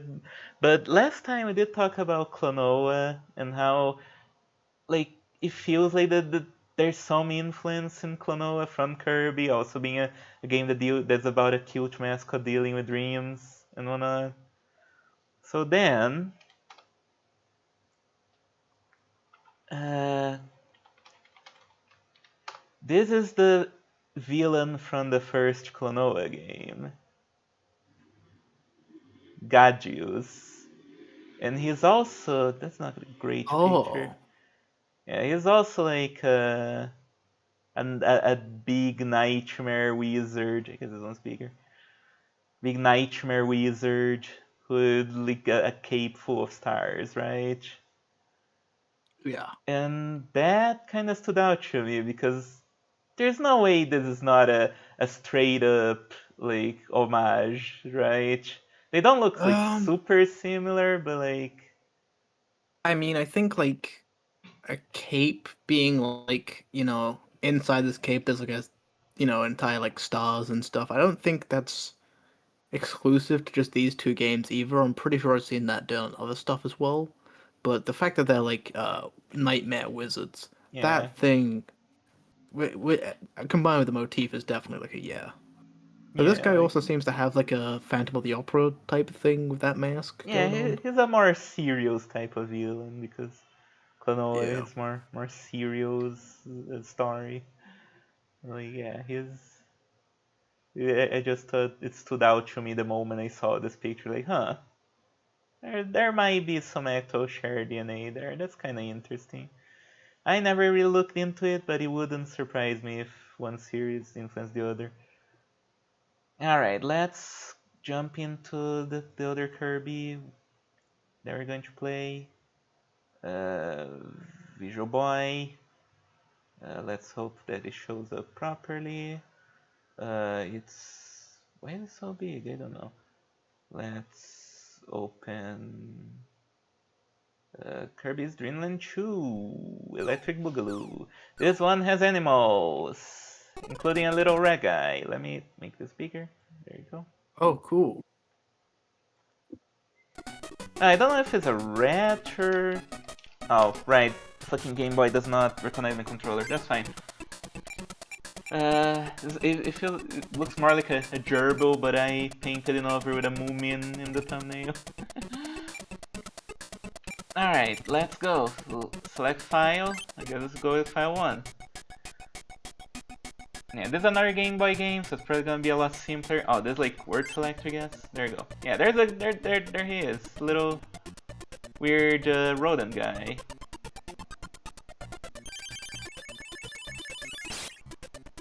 Okay, Oh, so cool. the same.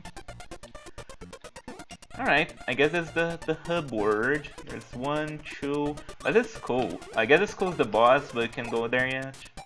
Okay, so same hub word aesthetic as the previous game, but way smaller. Yeah, that makes sense. Yeah, do you have copy abilities in this one? I guess we'll find out. What's that? Okay, there's a star.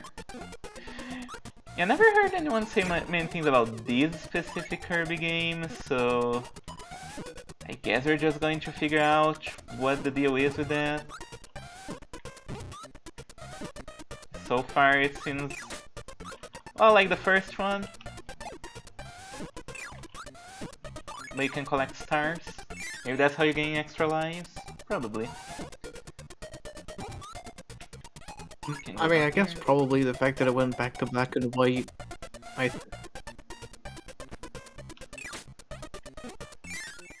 Hold on. I mean, it is a... My... Oh, there you go, we do have powers. Cool. Am I breaking up? Am I... You're so normal now. Okay, cool. Yeah, it does seem... Even though this came out after, it does seem like an older game. So it's probably just like... People probably don't want to play it. Look, Unk killed. Look at Unk. Unk swap. No one wants to play it. I guess it kinda does, yeah. Just want to move on to the next, more newer game. Probably. Well, I mean, it is a fun little game so far.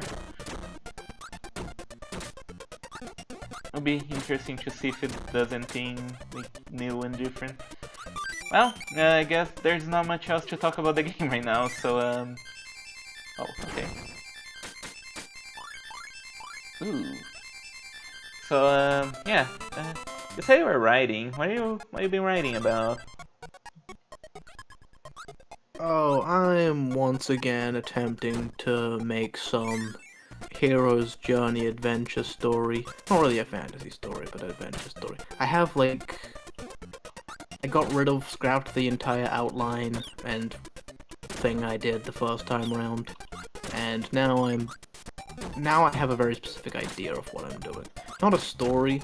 I don't have the full story planned out. I'm just gonna go as I figure it out as I go along. But I have like the idea of I have this thing that I'm doing with it that I've never seen anybody else do before, and I'm like, okay, I'm gonna keep doing this because I really like it, and you'll see when it gets made. Yeah, probably not the kind of thing you would want to say on stream, but yeah, would be really looking. It is a forward project to it. in the work. Yeah. It would. I'm curious to know what a Yakuman story is like. I'd call it therapy fiction, I think. Oh. Yeah. Yeah. Oh shit. Something along those lines. There you go. Alright, we can ride our animal buddy. Cool. Oh, that's cool. That's awesome. Even the music changes. Alright, what can you do? Do I get a pause menu? Oh, there's a demonstration. Not a very good one, but... can you like do a ground stomp or something? I don't know. Well... can do some cute stuff too. Yeah, what kind of animal is this? It looks ratty, but... Looks like a giant job. Yeah. Looks like a big hamster or something. Yeah. Check out Looks this like a hamtaro. rat adjacent.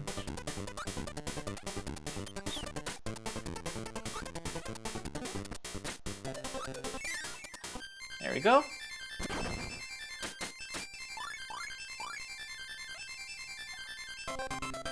Yeah, like I'm glad you've been writing. That's cool. I've been having some ideas of things I want to do. Like most of all, now I'm thinking of like trying game design again. How would I do it? Not really sure. But... I still do want to make a Freaks of Narrative video game. Not, you know, about Freaks of Narrative, but like the four of us will make a game together. I still want to do that. Yeah, that would be fun. It wouldn't be that difficult probably if we stick to something simple. Yeah, like an RPG Maker thing. Yeah. Or a VN. It'll probably be a visual novel. Probably. Yeah, VNs are pretty simple to do. Like they don't require too much like complex coding. If you don't want to do like anything too insane. Yeah, that would be fun. I'm glad the idea wasn't just a joke, because yeah, I actually would think it would be pretty cool to see like a visual novel with each of us like doing something different. Yeah, different route. Yeah, that's something I would like to do. Yeah. That's later. For a later date. Yeah. And I've been thinking of trying to... because, you know, I've been playing Ultima... you know, I played Ultima 4 recently. I became Ultima Field and playing Ultima 5 right now. And those games look very simple, so I thought about maybe doing something kind of on that style, which wouldn't really be like a huge commercial success, probably, but just to try things out, because a big part of that makes the game making process tiresome is that it requires a lot of art. But if I can do something that looks as simple as that, and plays well and tells a cool story, I believe I could do something kinda cool. And I've been throwing some ideas in my head. Like maybe make a game that's kinda in the same vein as Ultima 4 and that it deals with like virtues and stuff. Or instead of like having to fight some big villain, it's more about self-reflection.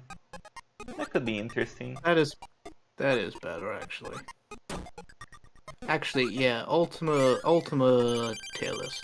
What are we saying? I mean, I just started my journey with Ultima. The only game okay. I've completed so far was 4 recently. It is an amazing game to... Is 4 the first game or is it 4 the 4th game? 4 is the 4th game. Okay, cool. It's just that like the first 3 games, they're kinda primitive, you know? Okay. And I had one idea that I think could be fun. Like once we get the other 2 freaks back, I think it could be a lot of fun to make one of those streams where I play Ultima 3. Because in that game, what you do is you create. Oh no, my friend died. In that game, what you do is you create 4 characters to go on an adventure, and you go around the world. You know, have to be this villain at the end. And I think it would be fun to make the 4 characters named after us. You know. Yeah. Alan, Yakuman, Amy, and Chroma. And I can maybe like make decisions together in the game. I think that could be really fun.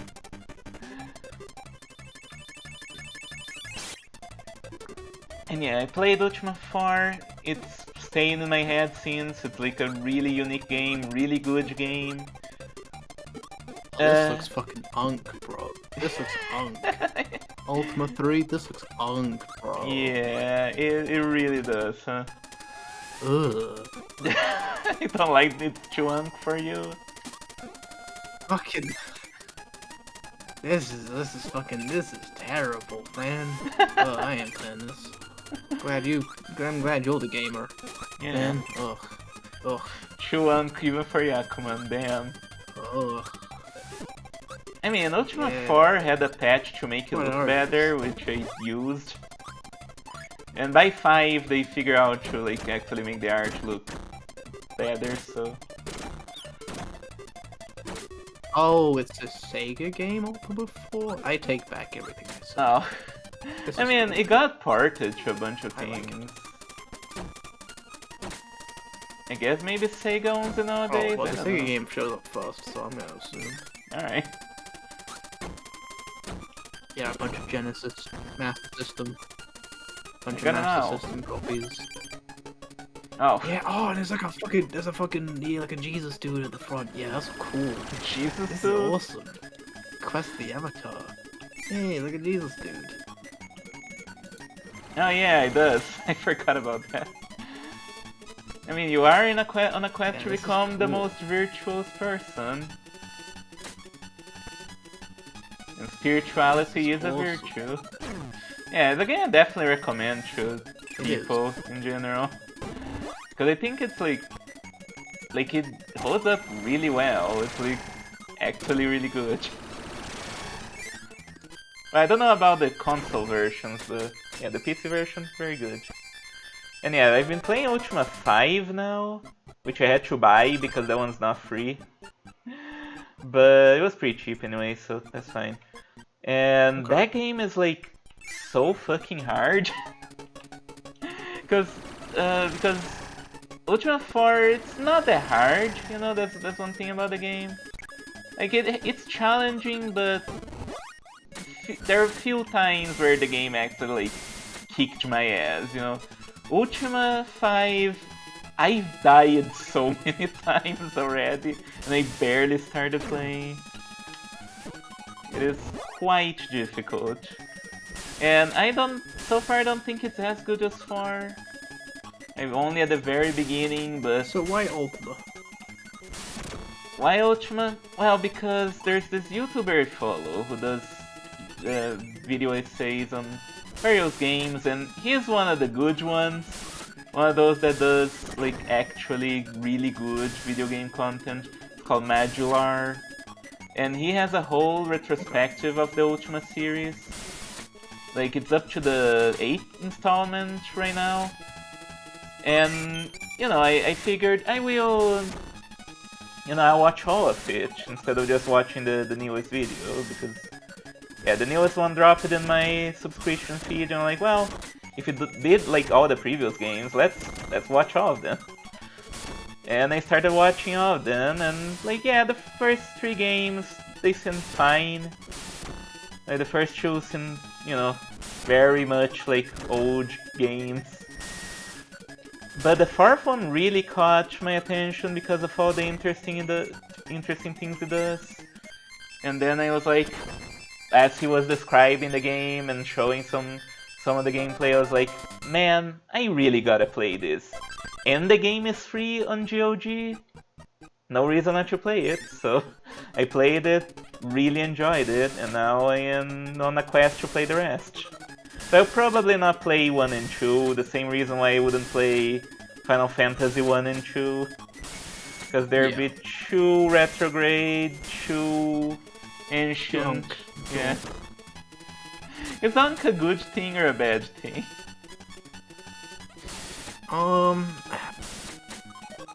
Well, Unk just means Unk. It's just like a fucking someone's old. Okay. It's sort of been now it's like more of a derogatory thing. I see. If it was like a good old, I would call it like a classic. I was like, oh, this is like retro. Oh, this is like, you know, I see. this is an antique. I don't know. I would have a much wood, but Unk's kind of like a mean wood. You know, it's kind of... Oh hey, look, it's a Caracasa. Our favorite monster girl.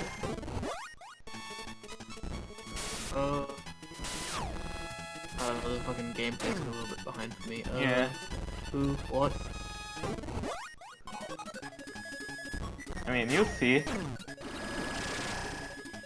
Oh, the umbrella. Yeah. Oh. Cool. See, this is Toho, but funny old guys.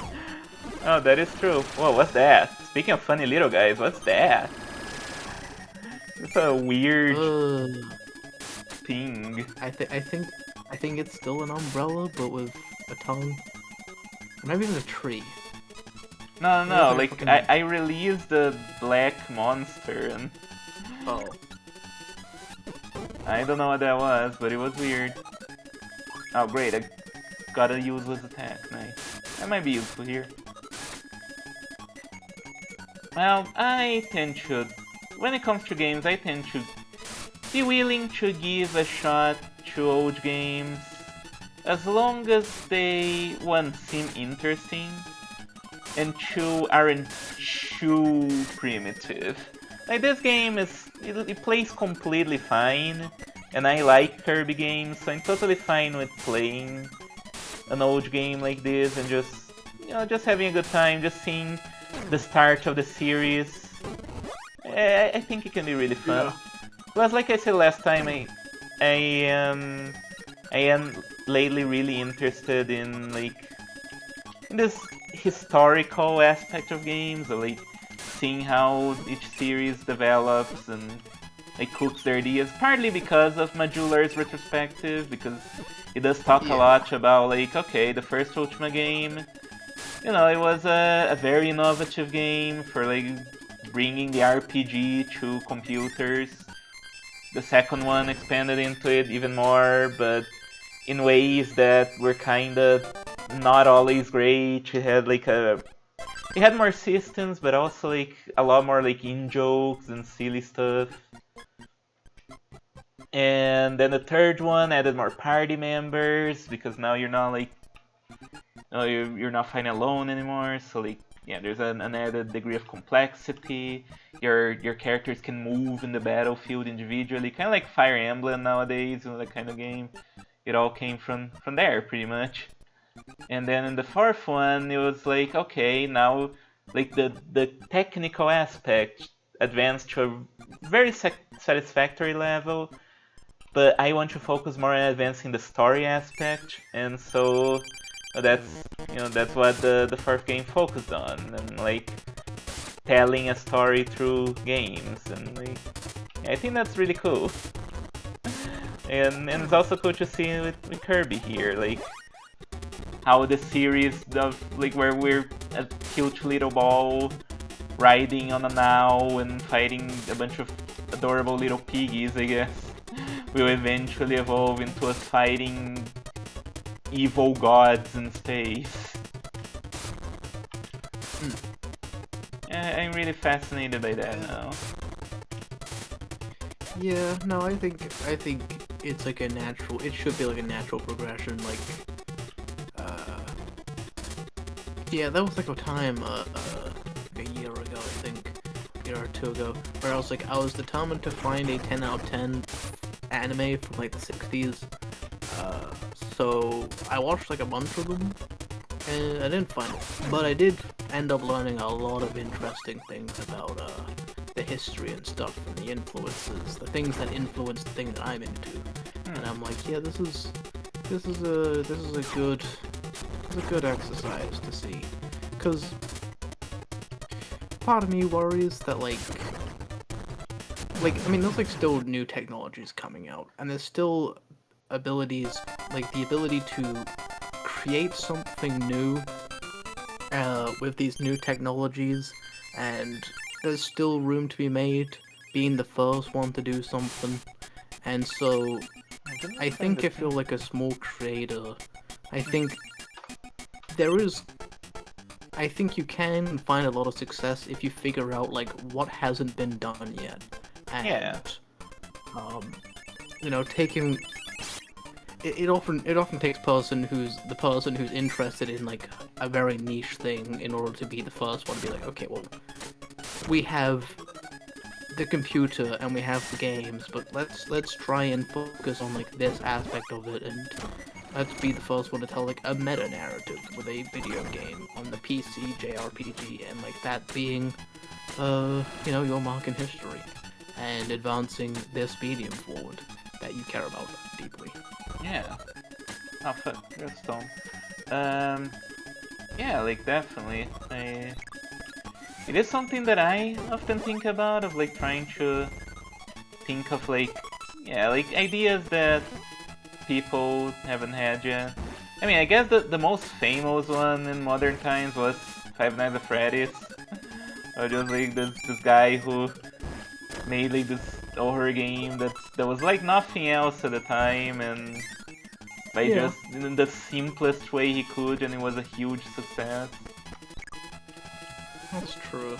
It is something that takes a very specific vision, like a very specific way to view things, and like, yeah, I really would like to get a lot more into like game dev. It's just that it's kind of hard because it requires a lot of skills. Like for one, I can't do music, so any music that is in anime games would either have to come from someone else or like be like royalty-free stuff. Which there's good, but you know. RPG Maker soundtracks, yeah. Yeah, and there are a lot of good like royalty-free music, but there's always that feeling like, well, you can, like, anyone can use this, so it's not like something that gives your game an identity, right?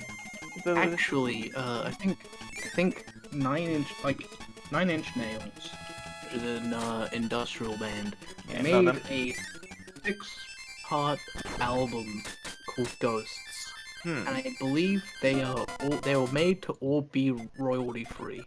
But like you can, yeah. So the idea behind it was like it was gonna be like an art exhibition, right?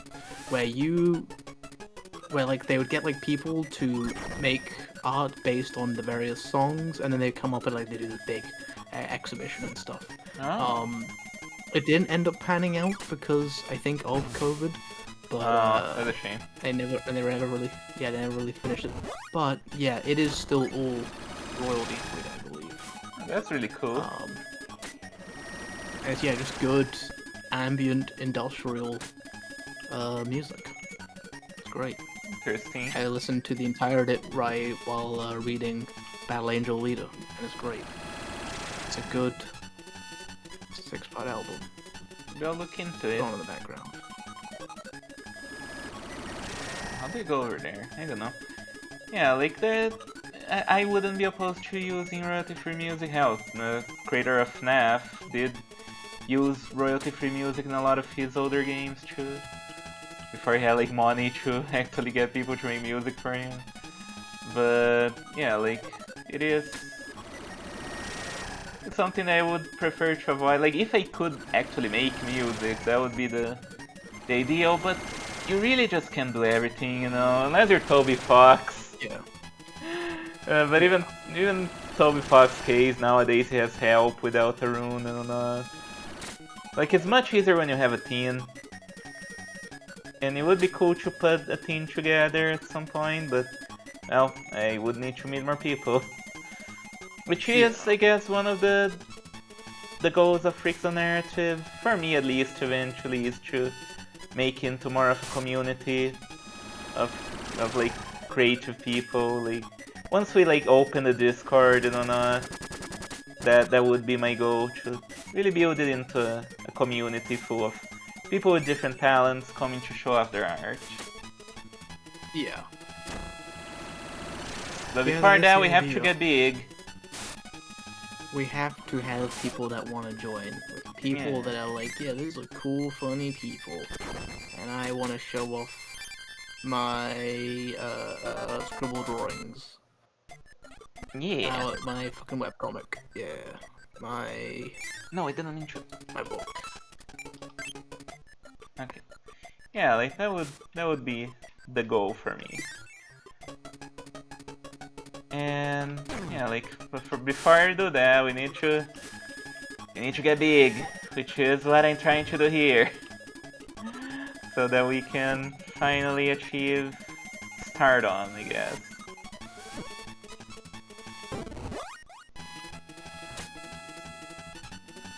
So remember to like and subscribe. Like and subscribe and comment and comment your favorite Slop game. Mine is Shinobi 3.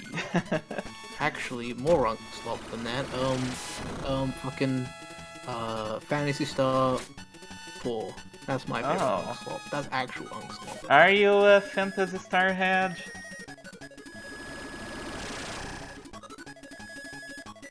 No.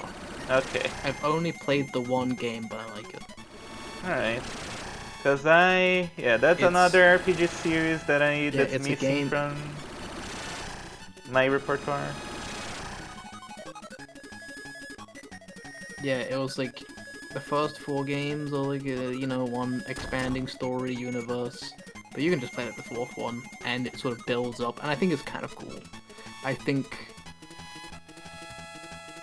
like, because like the entire 3rd one is about the world going up into space, and then the 4th one is kind of like a plot twist about, like in the first like 20 minutes of the game, the plot twist is that this fantasy world is actually in space, and it just continues to get crazier and crazier from there. But it's not as crazy unless if you've played all 3 games, then you already know all that lore stuff, so it's not as crazy. I'm like, I kind of prefer it this way.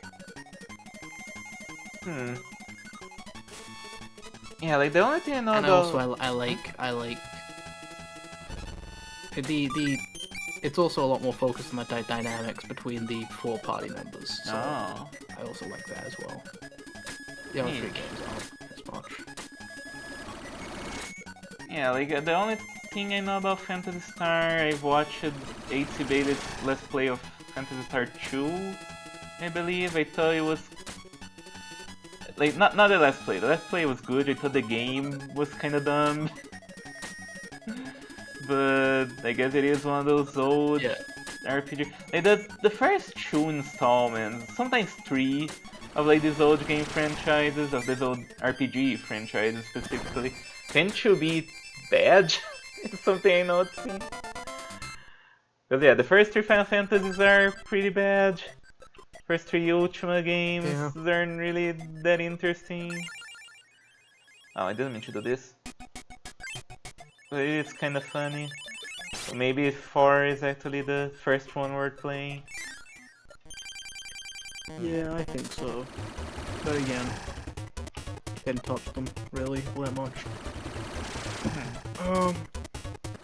It's not so good that I want to play all of them. I see. But I like it. It's a good old RPG. Yeah, maybe at some point I'll look into that series. Could be a worthwhile journey. Cause I am the RPG gal. I like playing RPGs. That's my main thing. If you go to my Twitch channel, I mostly play RPGs. And yeah, like I would like to have as much of like a repertoire of RPGs as I can. But I'm also not going to play games that I don't like. Yeah, no, that's fine. Yeah, like in Phantasy Star 2, that game seemed like something I really wouldn't like. Yeah.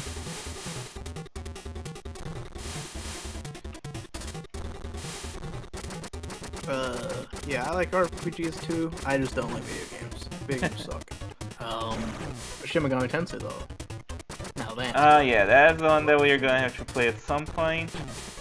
Maybe we could start after we do some more Kirby's in this channel. yeah, that'd be good. Yeah. Yeah. See if you can get a DS emulator working, because there's a lot of good ones on the DS. No, Yeah. there's two. There's two on the DS, and they're both worth playing.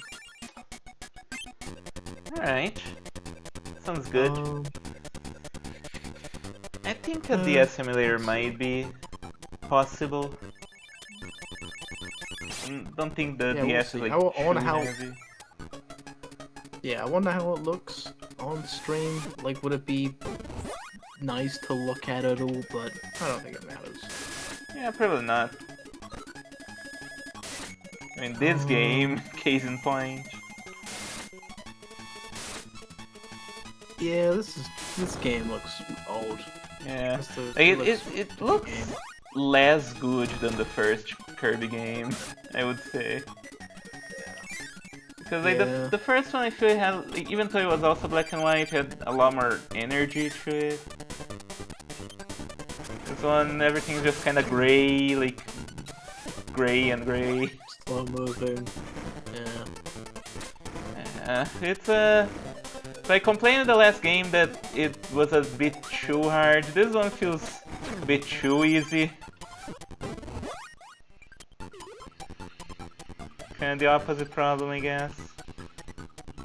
But, oh, this is level 4, so maybe at some point it was going to be more interesting, but I don't know. I'm starting to understand why nobody talks about this game. It is rather just how can I put it?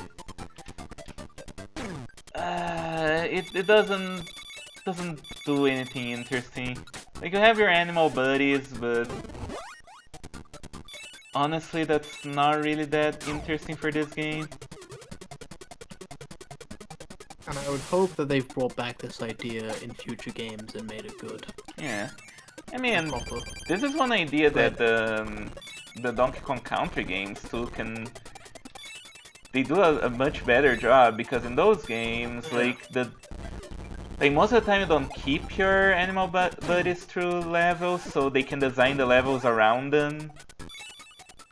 Like, if a level has the rhinoceros, like, there will be plenty of things that you can like break, and like long sequences of enemies they can just charge through. And if it's like an underwater stage, you have like the swordfish and guard, and you know, they're parrot levels where you just have to fly through, and those tend to be hell. And you know, like, I think that works a lot better than just like, well, you have this animal friend for pretty much as long as you don't die. It's like, well, it's not really adding much to the gameplay too, it's just like it makes your powers a little stronger.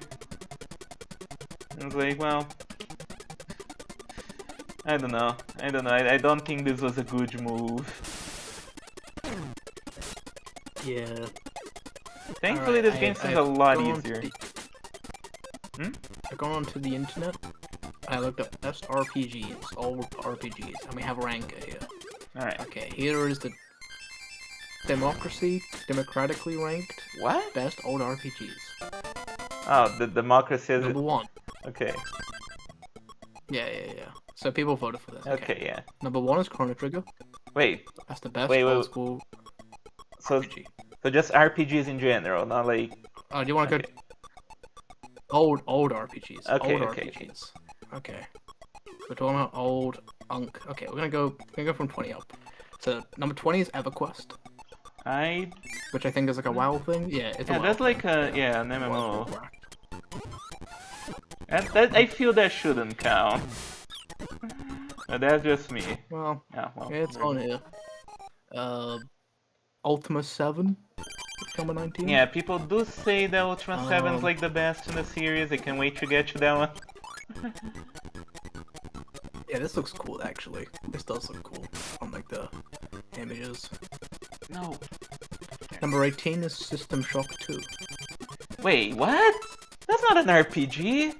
Yeah, it's an immersive sim. Here. There's a difference. It's an RPG. I highly disagree. It's an RPG because it lets you master various skills. Oh wow, like any fucking video game. Oh wow, oh man, I can master the skill in this game of throwing sandals at this umbrella. RPG. If you sprint more in fucking GTA, it allows you to have more stamina. Yeah. That makes it an RPG. GTA San Andreas, RPG. That's true. You can become fat, CJ. Yeah. That's a good RPG. Man, why isn't there more RPGs where you can be a big fat guy? Where you can just start eating and be big old fat. That'd be so cool. That'd be so cool. Like if in the game your character gets more endurance, they just get really fat. Yeah. Oh man, why don't they allow you to do that? That's so cool. That would be cool. Imagine you're playing Pokemon and you just become like a big fat kid. Yeah. And you have Snorlax. That'd be so fucking little tubby little shit. Oh man, that'd be awesome. Oh man. Imagine a Shin Megami Tensei and you become like the fucking Demon King of Gluttony. And you're just like, yeah, I'm gonna become Lord of Gluttony where I just get to fucking eat whatever I want. That'd be so good. That'd be so good. You know what? We're onto something here. And if you are allowed to play as a girl character, you can be a chubby girl. That's all you do. The big fat girl, yeah. Yeah. I mean, see, a lot of people would actually genuinely buy a game just so they can play a female protagonist and get massively fat. Yeah. That is a lot of guys' fucking fetish, so yeah. Good. Cool. Yeah. Or, you know, jacked. You can also become jacked. You can also go to the gym. You can do that too. Muscle, dude, muscle. None of that is like all the useful in the game, but it is cool that it's there. Alright, back to the list. 17, Shadowrun. Ah, which one? Just Shadowrun. 1994. Okay, so they were... Genesis. Oh yeah, they were... Yeah, it is old RPG, so it wouldn't be returns. That is a game that is in my to-play list for my streams. Because I fucking love the Shadowrun games, the Shadowrun Returns games. And I would really like to play the older ones. The fuck am I looking at? Yeah, common system. Oh. That's cool. Yeah, like that. I would like to give that game a shot at some point. I would imagine it's probably more primitive than the Returns games, but I heard good things. It looks cool. Yeah. It looks cool. That's number 17, so... Yeah, like it. Would really be interested in playing them. Well, what other games are there? Number 16, Phantasy Star 4, The End of the Millennium. Wait, but Hell yeah. are we going backwards? Yeah, no, yeah, we're going from 20 upwards. Okay, so 20 is Chrono Trigger? No, number 1 is Chrono Trigger. I Okay, decided to. you I mean, switch you already know the. Chrono Trigger's at the fucking top. You Okay, already yeah, know Chrono good. Trigger's at the top. That is correct. Then I decided to go back to the fucking bottom, Alright. 20 upwards.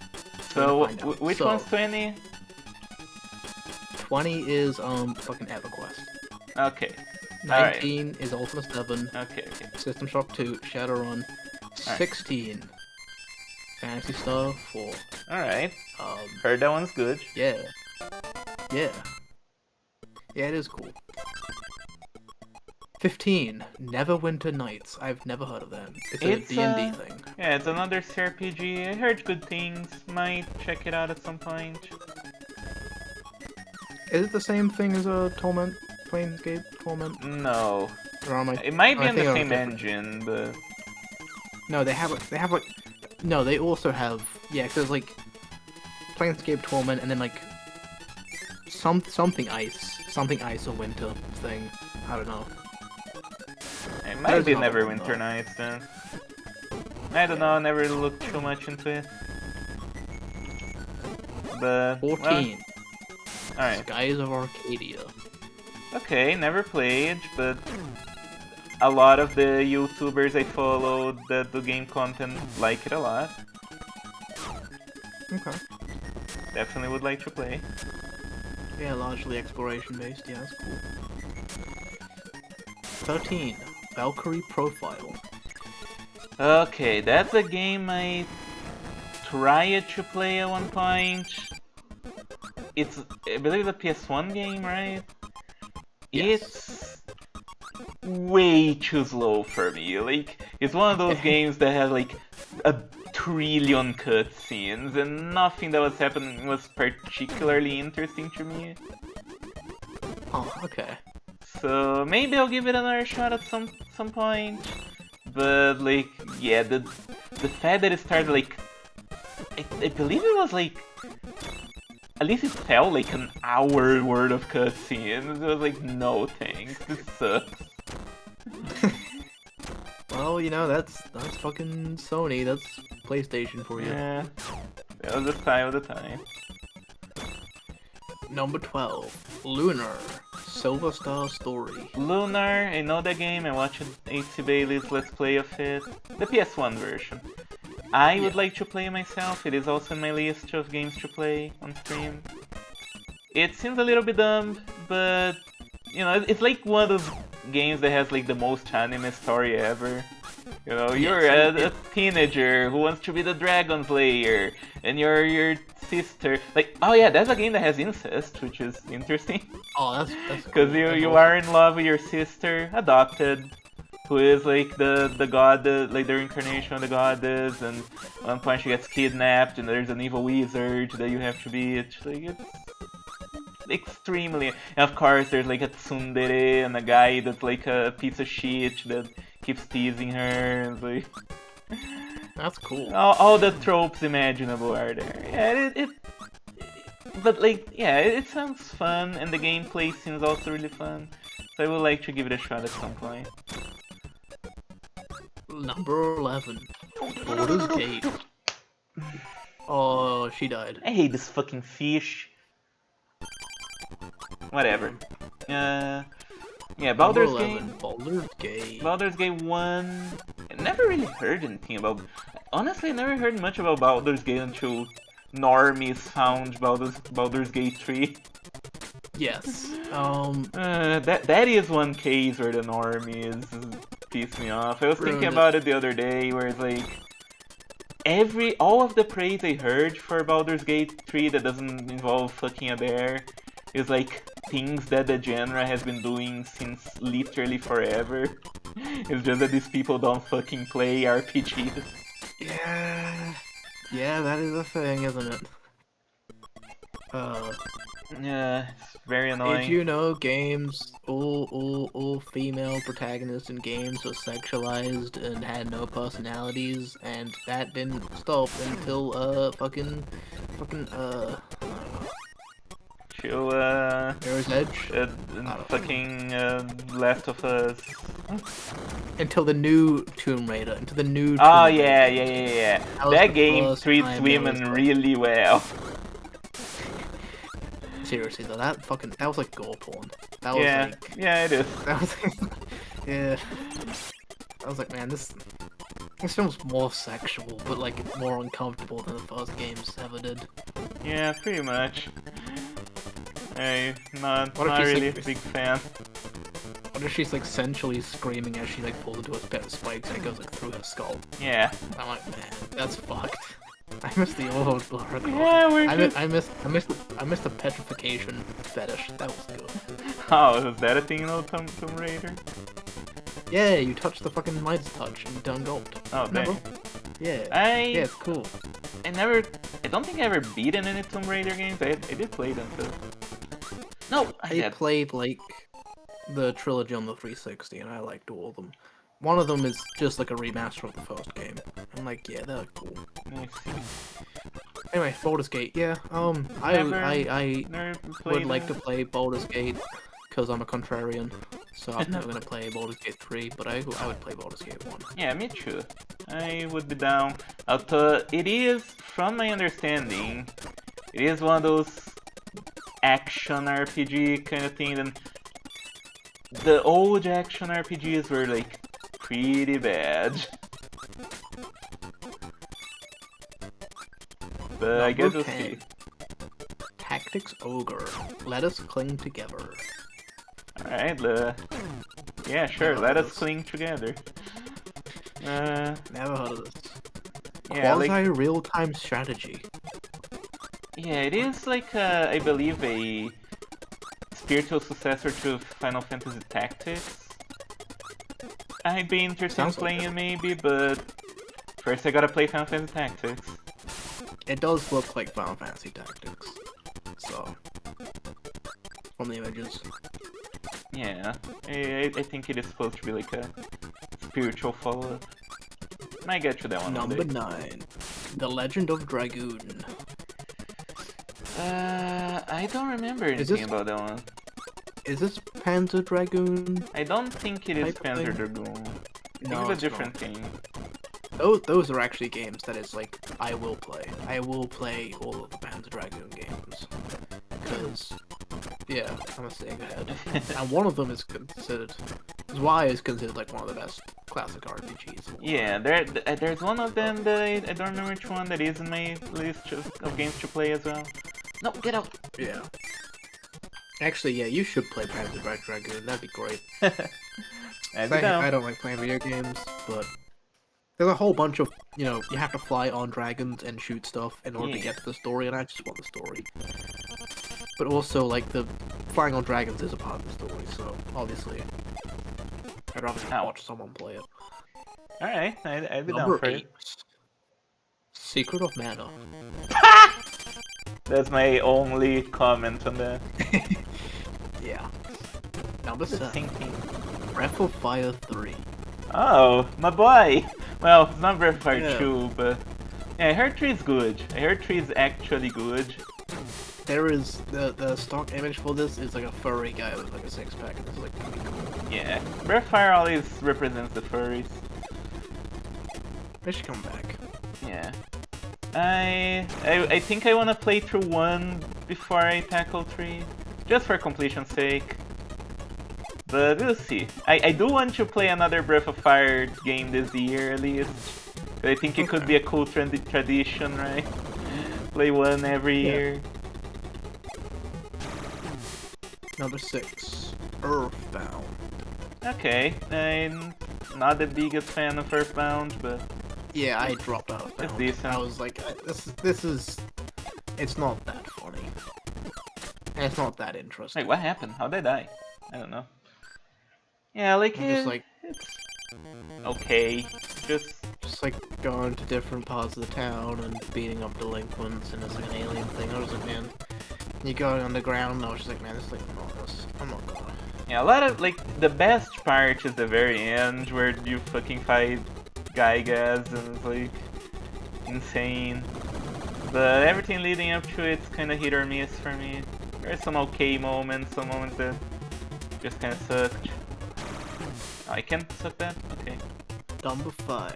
Super Mario RPG Legend Ah, of the come Seven on, really? Get the fuck out of here. The 7 stars. Oh man, the Mario game! What's the story? Well, Mario is Mario. And this is something I want to bring up. I did have a video idea to make at some point of like why Mario is the worst mascot of all the platformer mascots. Cause Mario just sucks. He does. He just doesn't have much personality, and all the personality he does have just seems to kind of be like a cauldron mix of all the other ones. Like Donkey Kong. Like, it's just like Donkey Kong and Kirby and Zelda's, and you just kind of put them together into like this kind of normal RPG. Fucking not RPG, the other one. Platformer. I don't know. Is the Super Mario RPGs all that good? You know, 1000 Year Door. I mean, the gameplay does. Oh, 1000 Year Door, I don't know. Okay. Yeah, like it is a game that a lot of people like because one, it's Mario and so quirky, and two, because like it introduced like the timed hit mechanics to RPGs, and most people are like, I don't like RPGs. But when like, oh, I select to attack, and then if I time the button correctly at the perfect time, then it deals more damage. And now I like RPGs, and like, well, yeah, sure, you little baby. So yeah, that's why a lot of people like those games, I guess. Somebody should mix. Yeah, you go. I mean, like, at least when it comes to the Paper Mario games, I heard a lot of them actually have some decent stories, but I don't know. But it's still just like a bland protagonist. Yeah. Going through a quirky story. Still Mario. Or a chungus ass fucking story. Yeah. Yeah, no, I was thinking about, mixing RPGs with, you know, like a fucking beat rhythm game. Yeah, that'd be cool. There is Everhood, but I don't think it's exactly what you're thinking. Yeah. Cause I think in that game you're like dodging attacks and timing to the music. Yeah. Number 4, Xenogears. Another game I gotta play at some point. Another game that's on the list. Yes. And it right... Actually, I'm not gonna say what it says. Okay. It says it's just like Final Fantasy VII. It doesn't compare to any other... Okay, not the most favorable comparison in my opinion, but... Okay. Go on. But yeah, it incorporates themes of Jungian and Freudian psychology and Oh man! Oh yeah! 3. Alright, we need a bingo card of things for this stream, so Jungian psychology. Yeah. No. I don't talk about Jobo that much. Jung does not talk about that much. That's true for true. 3. Suikoden 2. Wait, what? Oh, Suikoden. Yeah. I heard it's good, I don't really know anything about it. Would be interesting in trying it. Right now it's not really a priority because, like I said, I don't know anything about it, so if at some point someone made a video going like, this is why Suikoden is like the best RPG, then, and it convinced me that it's good, that would put it as a priority, but like I said, I don't know anything about it. Back when I used to use 4chan. Oh boy. There was a guy who had Suikoden 2 as his favorite game, and I asked him why it was his favorite game, and he just kind of, several of the descriptions, it was just like an explanation of why it's his favorite game. Just came straight from the Wikipedia. Oh. Like, it was it's a stylized pixel art game, and focused on strategic encounters between two large armies. It was like literally like that. And I was like, okay, I feel like you didn't actually play Suikoden 2, you just looked... Wait, what's a game that will give me some cred, like, oh, Suikoden 2? I don't want to base it on like that one anonymous guy, okay, but it seems to be like an RPG that's loved purely for its gameplay mechanics of old RPG. A lot of it's all like army strategic. It's like what if Fire Emblem, but like 4 times as large, basically. Okay, that's not something that makes me very happy because I do like how smaller scale the Fire Emblem fights are, but well, not gonna judge it until I play it, I guess. Number 2, Final Fantasy Tactics. Oh, when you say Final Fantasy, it scared me a little bit, but Final Fantasy X. Yeah! Best retro video game. It wouldn't surprise me. Tactics, okay, that's something I want to address at the end of the Final Fantasy IX series. Is that, yeah, like, I nowadays don't really have a whole lot more interest in playing more Final Fantasy games in general, but also, you know, for the streams and whatnot. With the exception of Final Fantasy Tactics. That's like the one that I still have to play, and it's not gonna come immediately after Terranigma. I don't really know what will come immediately after Terranigma, but definitely one that I want to play sooner rather than later. Oh, Ninja. You should play Panzer Dragoon next. That'd be fun. Isn't that like a Saturn RPG too? Yes. The thing about that is that Saturn games are like hard to emulate. But Yeah. I would think about it. Yeah, again, I don't really want to play them, but I want to play them, so it's Yeah. either me or you. I guess it'll have to be me, but hopefully after I get a better PC. Oh. Yeah. You see, as I was thinking as I was going through this, it was like, last time you said you didn't know, like you felt bad that you didn't play all these video games. This is like a list. You knew all of these games, and I didn't know all of them. Oh. And so you do absolutely have enough knowledge and repertoire, and you've played enough of these games. It's just that you haven't played fucking Assassin's Creed. And, Alright, original I added Neo. to the bingo card, Assassin's Creed. Assassin's Creed? When are you gonna play Assassin's Creed, actually? That'd be cool. Maybe one day. Okay. And Every major RPG video game ranked. So all 232 go. 2 games. Let's go. oh boy. Okay. Whoa. Actually, what's at number 1? What do you think? Okay, the number 1 ranked by committee, No, by man. democracy. Which one do you think is the highest rated major RPG video game? What platform are we talking about? All of them. Oh, okay. This is just every RPG in existence. The top 323. Okay. Which one's at the top? I would think Final Fantasy VII.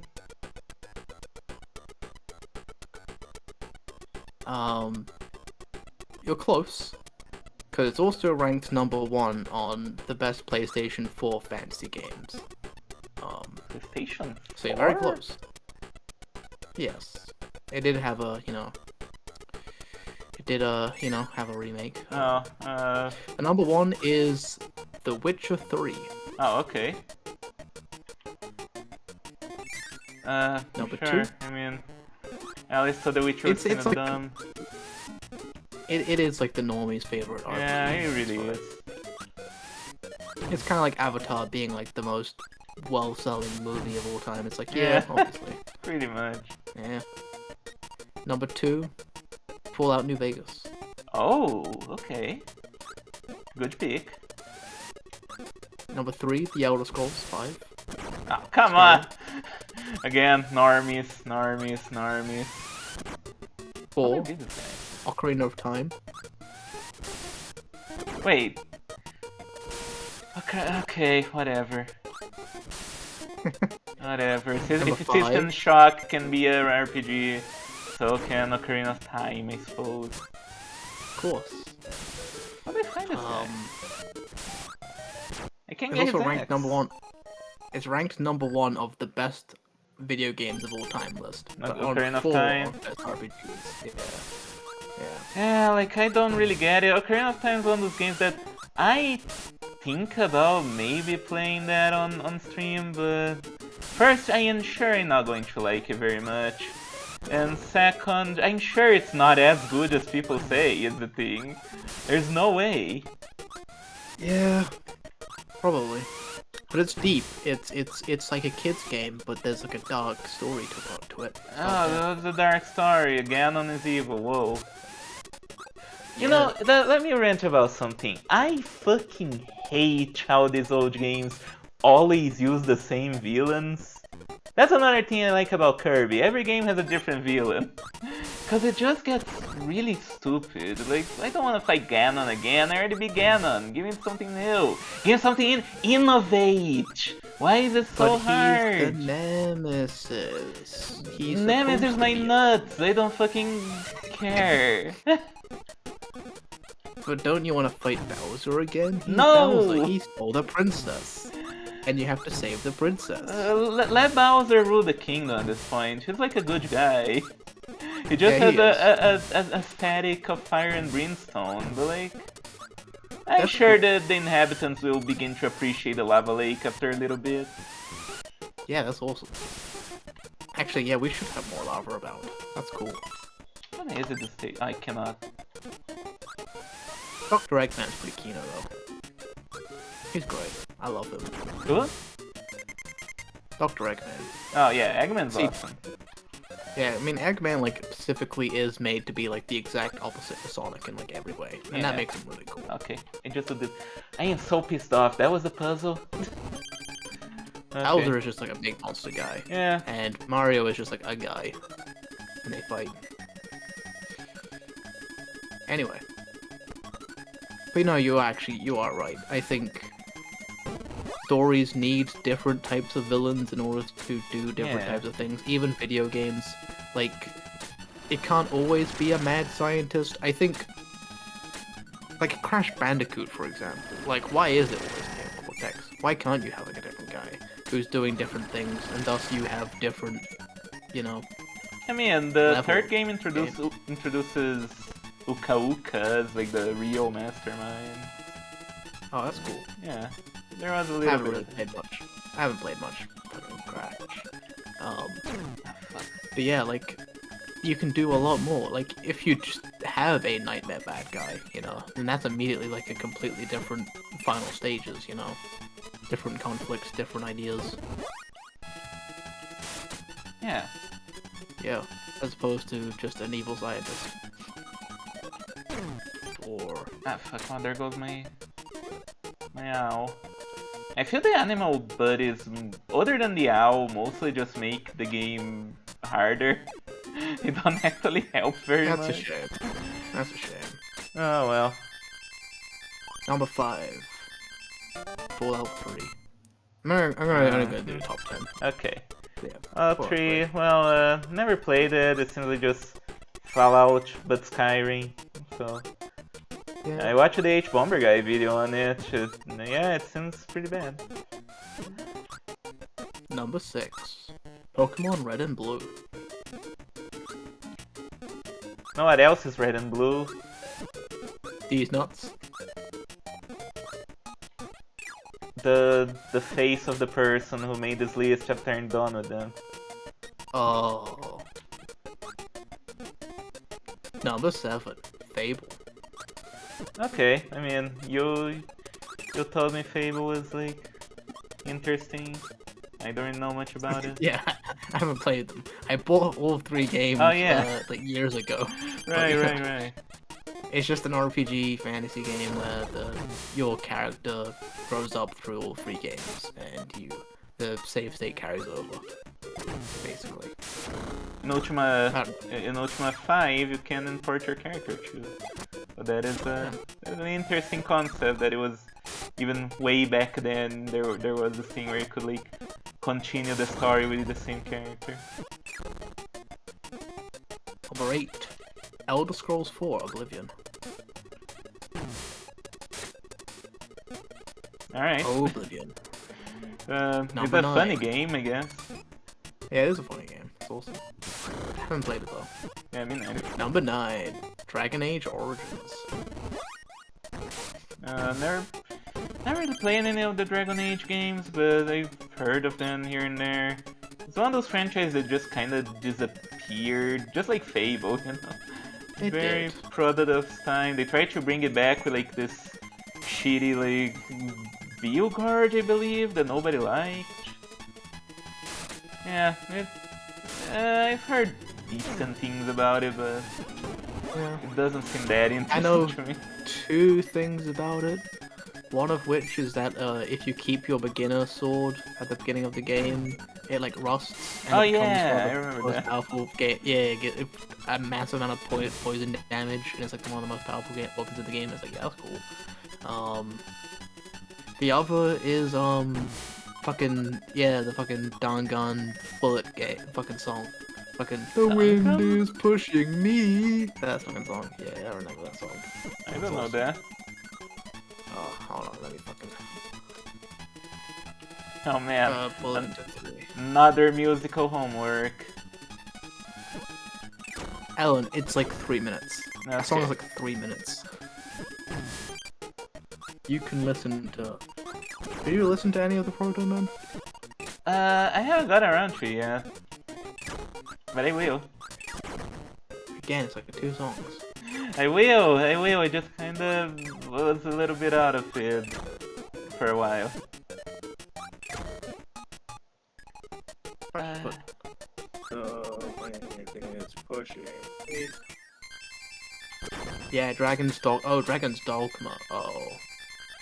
I heard Dragon's Dogma is pretty Oh. good, Is that the same game franchise? but no.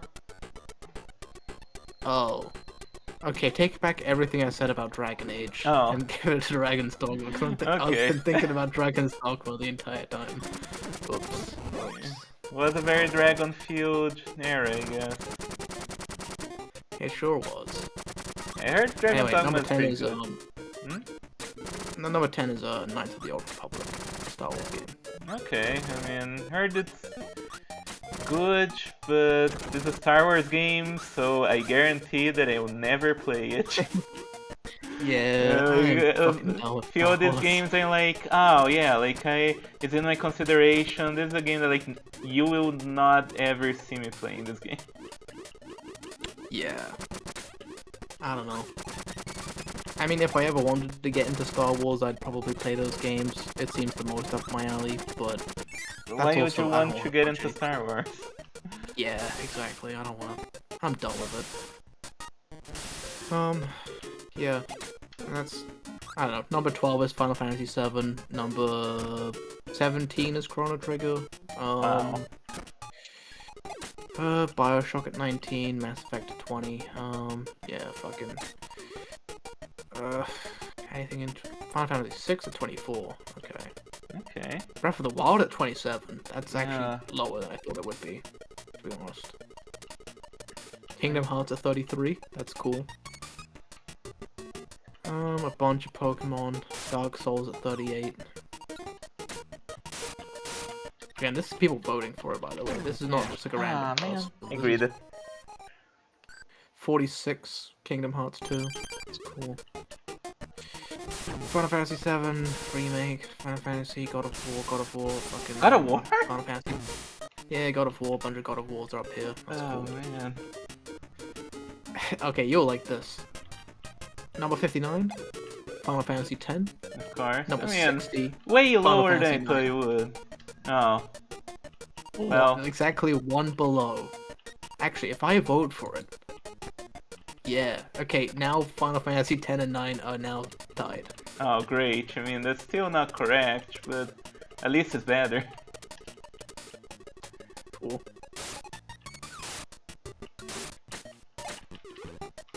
Yeah. No. I'm sure there's something in the door, but I don't know how to get to it. Nah, whatever.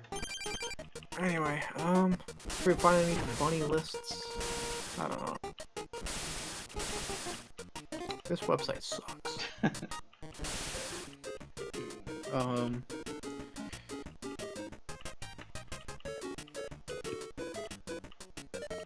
You're closing on the... CRPs. 3-hour 10. mark, so probably gonna end soon. Yeah. I don't know.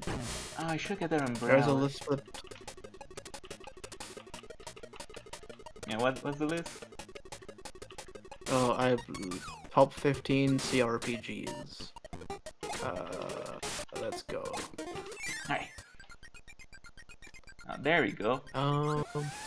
Anybody can go in there, can Okay, number 10. I? Shadowrun Dragonfall. I don't know what that is. That's one of the There's Shadowrun. yeah, the Shadowrun Returns games. I think it's the worst of the trilogy, but it seems like the word doesn't agree with me. Guess not. Warhammer Rogue Trader.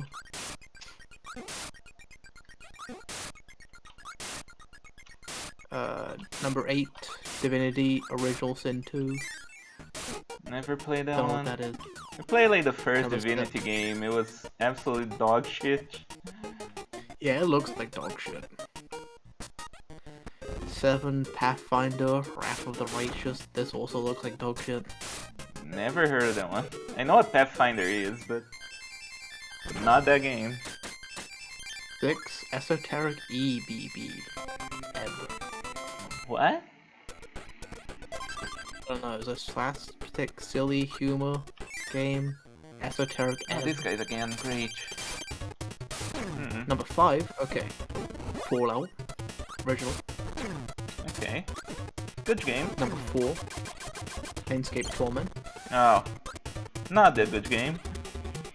Number 3, Pillars of Eternity. What is going on? Number 2, Don't know anything about that one. Number 2 is Disco Elysium. Okay, good game.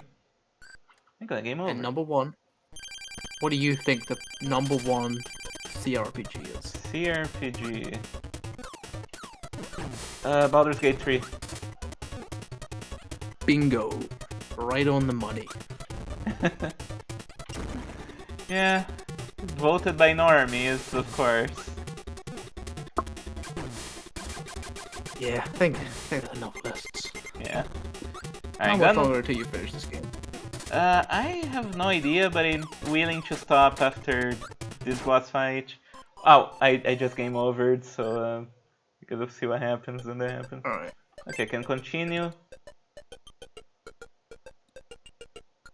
Does it take me back to where I was? If so, yeah, okay. I guess I can probably continue this another day because this game is just not very good.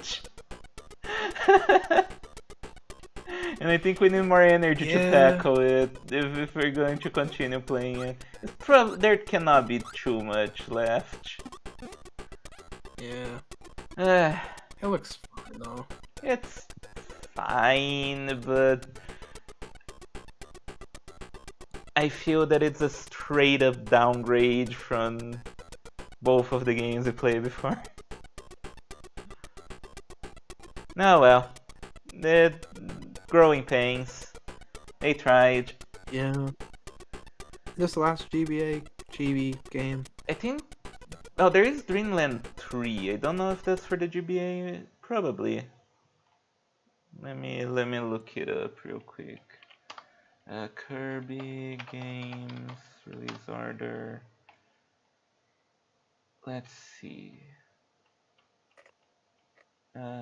Dreamland 3. That is for.